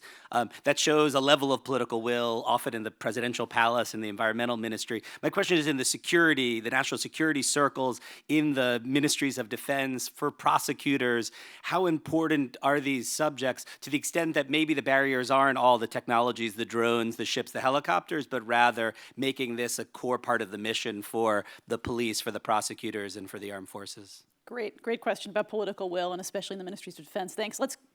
Okay, I don't see a question up there anymore, but let's just take the next in line. Thank you. Hello there. My name is Ujjwal Pluri from U.S. Customs Green Trade Division. My question is, when it comes to fishing partnerships with our international partners, what steps are being taken to encourage more American governmental transnational cooperation, like, for example, between the United States, Mexico, Venezuela, Peru, etc.? Because Colombia, there's so many countries in Latin America, as well as in North America, that have massive interest in the fishing industry. So rather than just focusing on, say, fishing in Southeast Asia, what steps are being taken to strengthen and integrate, the ties that currently is there in this Western Hemisphere? Great. Yeah, so transnational cooperation and a hemispheric approach. I appreciate that. Thank you. Hi, good morning. Juan Carlos Iturregui, the Vice Chair of the Inter-American Foundation. We do grassroots development at the base of the pyramid. So 2 questions. On marine reserves, what exactly is being done to incorporate local communities in the active management and, frankly, economic benefits of managing such reserves? If you can give a couple of best case studies that can be scaled up so we can try to help that. And the second question relates to harmful subsidies, and it's more on the legal side of the industry. Most governments are big purchasers of food, so unless we remove all these subsidies, the supply logistics, the supply chain, whether it's a WTO or the G20, things will not change because our food supply is designed for big agro-industrial conglomerates. And for example, we didn't talk about fish meal, and you know what fish meal is, and so forth, and what are the implications now of the seabed mining. We're adjudicating huge blocks of, let's call it unexplored ocean bottom, and what's in the policy behind that? Thank you. Great set of questions there. Wow, we are really spanning a lot. I hope you guys are taking notes. I am. Let's get 2 more questions, and then we'll see how much of this we can tackle. Please. Hello, my name is Nathan Hess. I work for the United States Naval Academy. I have 2 quick questions. One is, how much of this IU fishing is in international waters that's sort of outside of the jurisdiction of navies and patrolling? And secondly, how much is aquaculture being used to promote an alternative to IU fishing? Thank you. Thank you. Okay, last one. Hey, good morning. My name's Kevin Connell. I'm with the U.S. Coast Guard, a little bit in disguise today, not in uniform. Thank you for the plug on Operation Southern Shield. That's a flagship operation of ours. We also do Operation Southern Cross in the South Atlantic, similar, a little bit different, separate frameworks between the Pacific and the Atlantic. My question, through my engagements with a lot of our partners, our partner maritime services throughout the region, there is a willingness and a demand there to do more, certainly. How can we better connect the dots to enable policymakers and appropriators across the region to resource their maritime and law enforcement agencies to better tackle the problem? More of a connecting the dots between those that have the funding and then can provide the funding to those that actually want to get out there and do it. Thanks. Great question. Thank you. Okay, so I've got questions on political will, particularly in sort of ministries of defense, NatSec circles, partnership and encouraging transnational hemispheric cooperation, incorporating marine research about incorporating local communities, harmful subsidies, and the connections to agribusiness and fish meal. A big question about seabed mining, IUU on the high seas, aquaculture. We didn't even touch on aquaculture, and then acquisitions. So a set of easy questions to tackle, but we've got plenty of time, so I'm just going to go down the line, and feel free to tackle those of this list that you would like to, please. Sally, would you like to kick off? Okay, I'm not going to tackle all of those, but I'll grab 1 or 2. Political will, I mean, that is such a right-on question. I mean, that is the big issue in particularly, I mean, most of the work we do, a lot of the work we do is actually in West Africa. And we just did a report there where, there's these communities that are so focused because, it's their economic security, it's their food security, it's their ecological security. They're really laser focused on trying to make sure that the fisheries are managed, there's not illegal fishing, and as we heard earlier, that it's not only just distant water fleets coming in, but it's also regional poaching on each other. So, political will. What we've heard so much from these community activists and fishers and folks selling in the market is that they work really hard and then they bump up against this ceiling of corruption. And I think that is what, if we as a country or our other partners are supporting these nations, we can't just give them this over here and then turn a blind eye over there where, bad things are going on IU fishing that's affecting their economies and food security and all the things that make IU fishing a security issue. So I think we need to work with our partners regionally. We need to demand that if they're going to be part of our markets, of our other, of our defense, of other things, that it is part of the deal that we bargain with them, that they have to be more appropriate in how they deal with this. So that's where we really need to help with the political will. The other thing I just want to hit on is the fish meal issue. Again, going back to the Gulf of Guinea. So there has just been this proliferation of fish meal facilities up and down the Gulf of Guinea, particularly in Gambia, in, is it Mauritius, Mauritania? Mauritius, yeah. I mean, just exploding. And often they're Chinese-owned, Chinese-funded, and they're just hoovering up. They're just, taking up the pelagics in these local communities depend on. And then what happens with that? It gets turned into fish meal that goes back to China to feed fish so we're overfishing fish to feed fish that can go over when there are other types of protein that would be so much more sustainable, like insects, for example. And I'm sure Sarah could, in her science capacity, could help us more on that. But we really need to get people think, oh, aquaculture, good. But we have to remember, what is the feed for aquaculture? Is it decimating fisheries? So I'll stop there for a minute and then hand it over to Sarah. Right, I've highlighted 3 that I think I can attack pretty well. So the first one is the person who asked about research supporting community involvement, and I can't see anyone out there right now, but community involvement in marine protected areas. And I'll say, first of all, I love this question because one of the things that we highly prioritize at WWF is that the conservation that we do on the ground is informed by science. And I will also say that within the scientific community around marine protected areas, there is a debate, and where I've seen progress made in the way that communities can be engaged in best practices for marine protected area designation is in the difference between kind of the black and white or yes or no.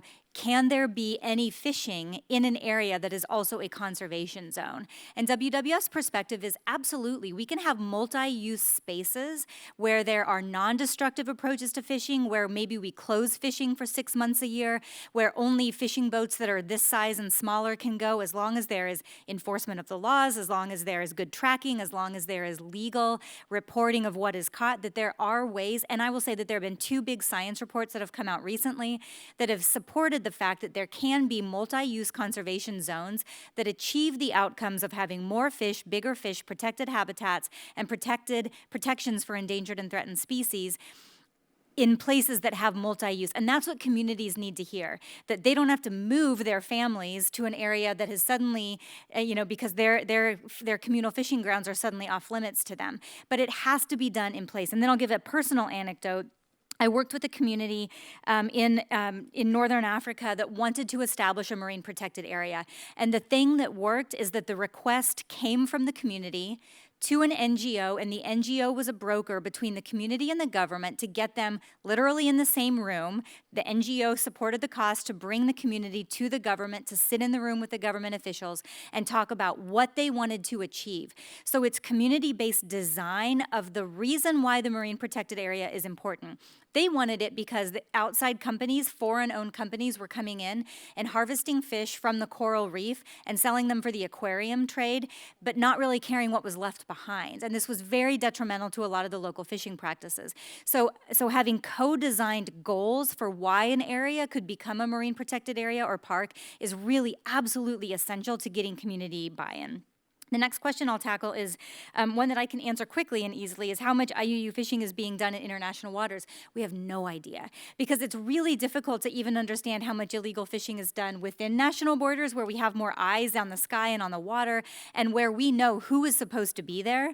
The problem with trying to put a number on IUU fishing in international waters is it's open season on the fish out there, you know, I mean, so there are things that are clearly illegal, but only if you are on a boat that is flagged to a country that has signed on to or ratified a particular treaty that makes something illegal. So it's a really difficult question to answer.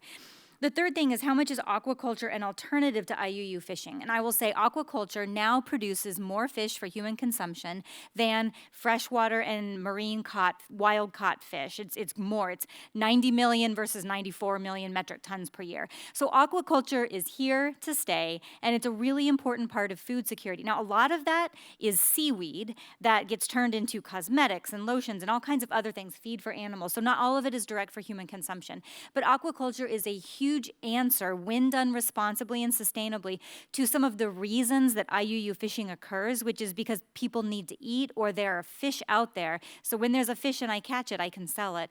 But aquaculture is a really important point. But I want to tack that back to what Sally was just saying. A lot of aquaculture is supported by wild capture fish that are then turned into pellets or fish meal, and that's a lot. You're losing a lot of energy, and you're losing a lot. There's a lot of waste that's involved in that as well.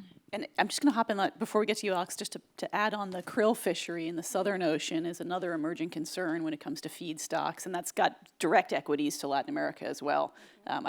Sometimes we think about anchoveta and the smaller fish as feedstocks, but krill are really, anything tiny is going to be at the bottom of the food chain, and it's going to feed the bigger fish. And so it's important to look at where we're sourcing that fish meal from. Sorry, tangent. Alex, please, over to you. Sure. I think I can answer a few of them. I actually really wish we had a map of Latin America so I could just walk around and really point to every single country and see what they're saying and what they're buying for their militaries, especially for their navies. And maybe for next time you can do that. So let's talk about the will. I sincerely believe that DODs across Latin America are aware of how big a problem IUU fishing is. One way to look at it is by looking at the white books, the libros blancos of defense. They are mentioning IUU fishing more and more in the text itself.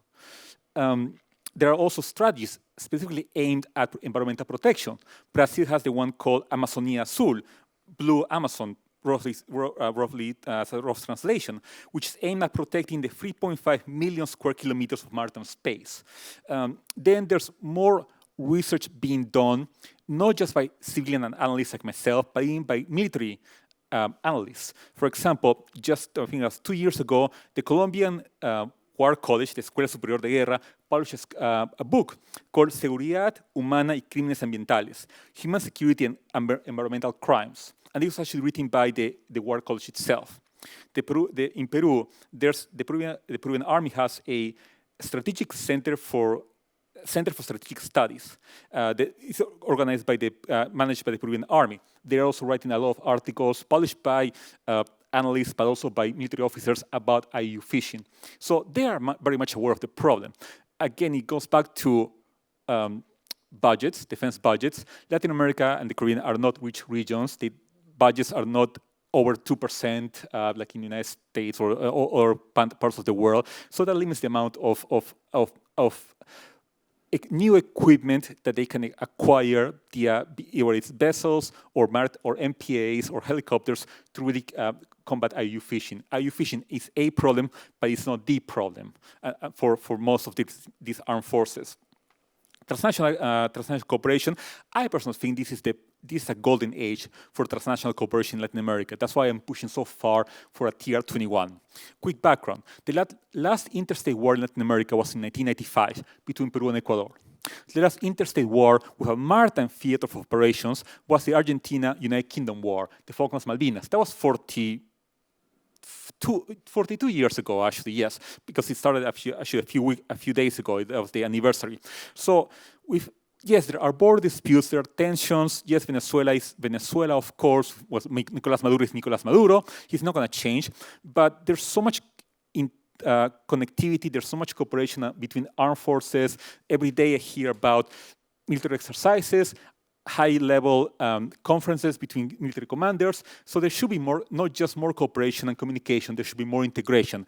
But again, the issue of national sovereignty, la soberanía nacional, that's just that's an issue that cannot be, that it's not easily crossed, and hopefully in the future it will be.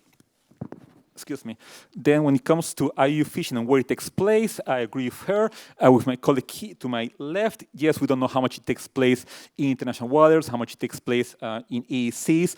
The perception in Latin America is that it all takes place within our EECs. There was a report a couple of years ago by an Argentinian newspaper, I believe. They flew a private plane over their South Atlantic, and they described this massive distant water fishing fleet as a city of lights, una ciudad de luces, and they just assume that it was all within Argentina's EEC.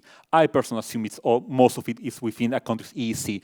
Again, when you talk about a fishing fleet has over 100, 200 vessels, and they're only being monitored by maybe one patrol vessel, one frigate, maybe one MPA, it's not enough, of course. So I personally assume that most of it's taking place within the EECs. But again, it all depends on where the fish are, where the target of fish or lobster or whatever of the fishing vessels.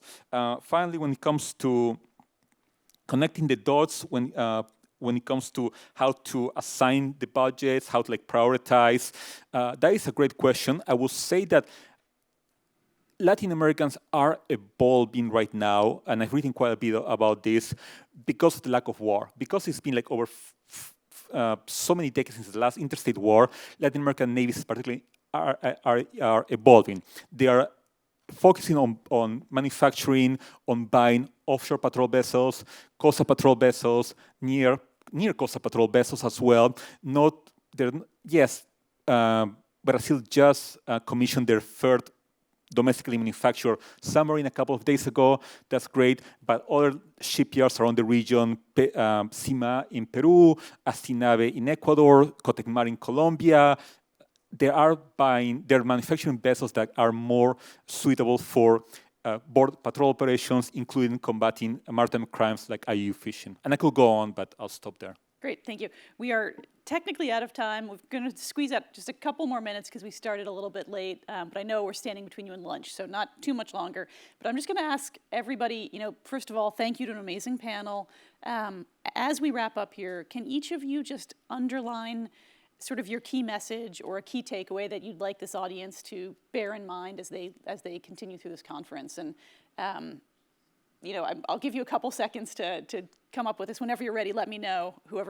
Sarah, you're looking like you're ready to go. I can say something. Excellent, thank you. I can say something, and it also happens to answer the question from the Coast Guard about one ways that we can connect the dots to get better resource allocation. It builds very nicely on Alex's last point here, which is that we don't want our ocean spaces to be a militarized environment. And one of the arguments I think the U.S. Coast Guard can make about what's happening in Latin America and the way that we are engaging, the U.S., when I say we in this case, the U.S. government is engaging with countries. And also there was a question about, why isn't there more attention in this area in Latin America like there is in Southeast Asia? I would say there is, but it's growing, it's nascent, and that attention is really growing. And things that I think that the U.S. Coast Guard can do, and other actors who have so many capabilities, technological capacities, and knowledge around this issue can do, is make the argument that we would rather address these issues now when they are very nascent and there's a peaceful environment than try to respond to a militarized environment. And so as the Latin American navies evolve, the way that we've just heard about, they can have more of a stabilizing and peacekeeping approach, and that could be things like inspections, domain awareness, information sharing, things that are softer touches to other countries so that it doesn't escalate. And we're starting to understand more about how small-scale conflicts can escalate into larger-scale conflicts.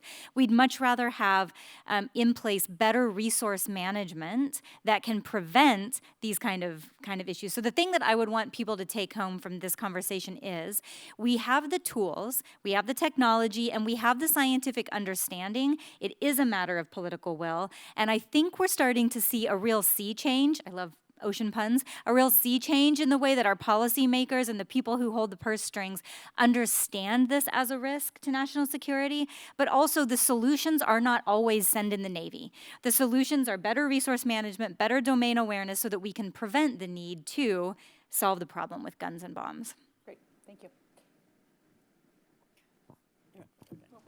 Yeah, so I'm just going to I want to also give a shout out to the Coast Guard, the gentleman from the Coast Guard, and all that the Coast Guard does. I mean, I've been working on these issues for quite a while, and initially, the Coast Guard was trained to go after the drug runner or the gun runner. And if they came across a vessel, unless they were specifically on a fisheries management patrol with NOAA, if they came across a vessel, say, up and down from Central America to the United States or in the Caribbean, and there was IUU fishing going on, they weren't trained to really get that or know what to do, or if there was human rights abuses or labor abuses on fisheries vessels.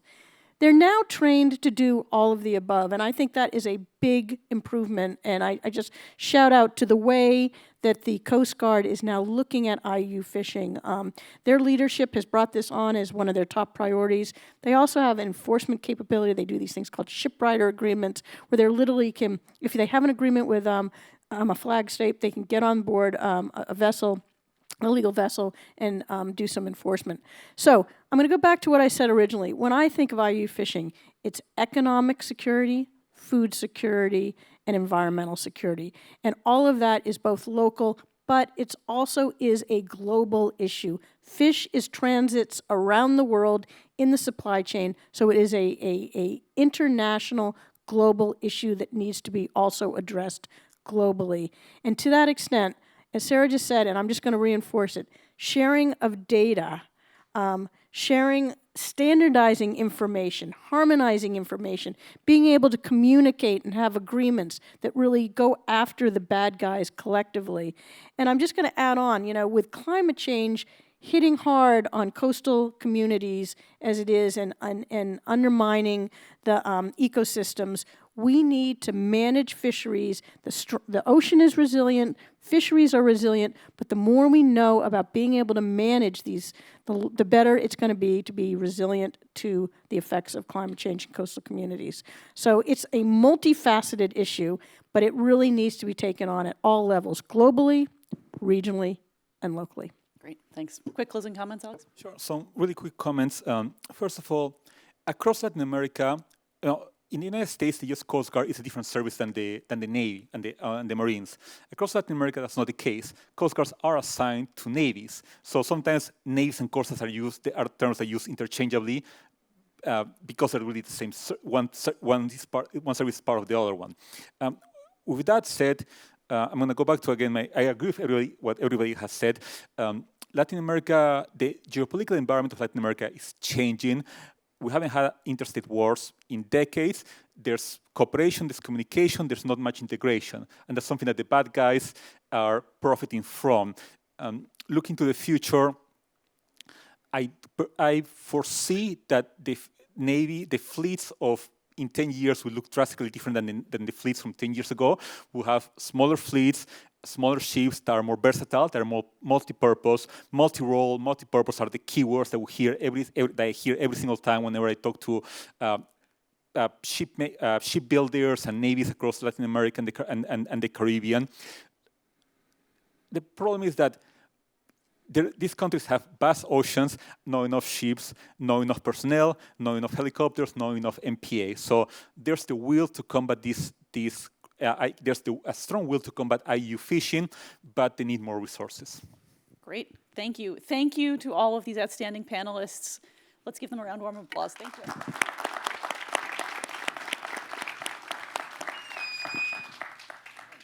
All right, thanks so much. It's time for lunch. We'll just make a quick note. So we'll take a break for an off-site lunch now. The next event on the program is the presidential address from President Irfan Ali of Guyana, which starts promptly at 1 o'clock. So we ask that you please be in your seats at 12:50 for that. Thanks so much.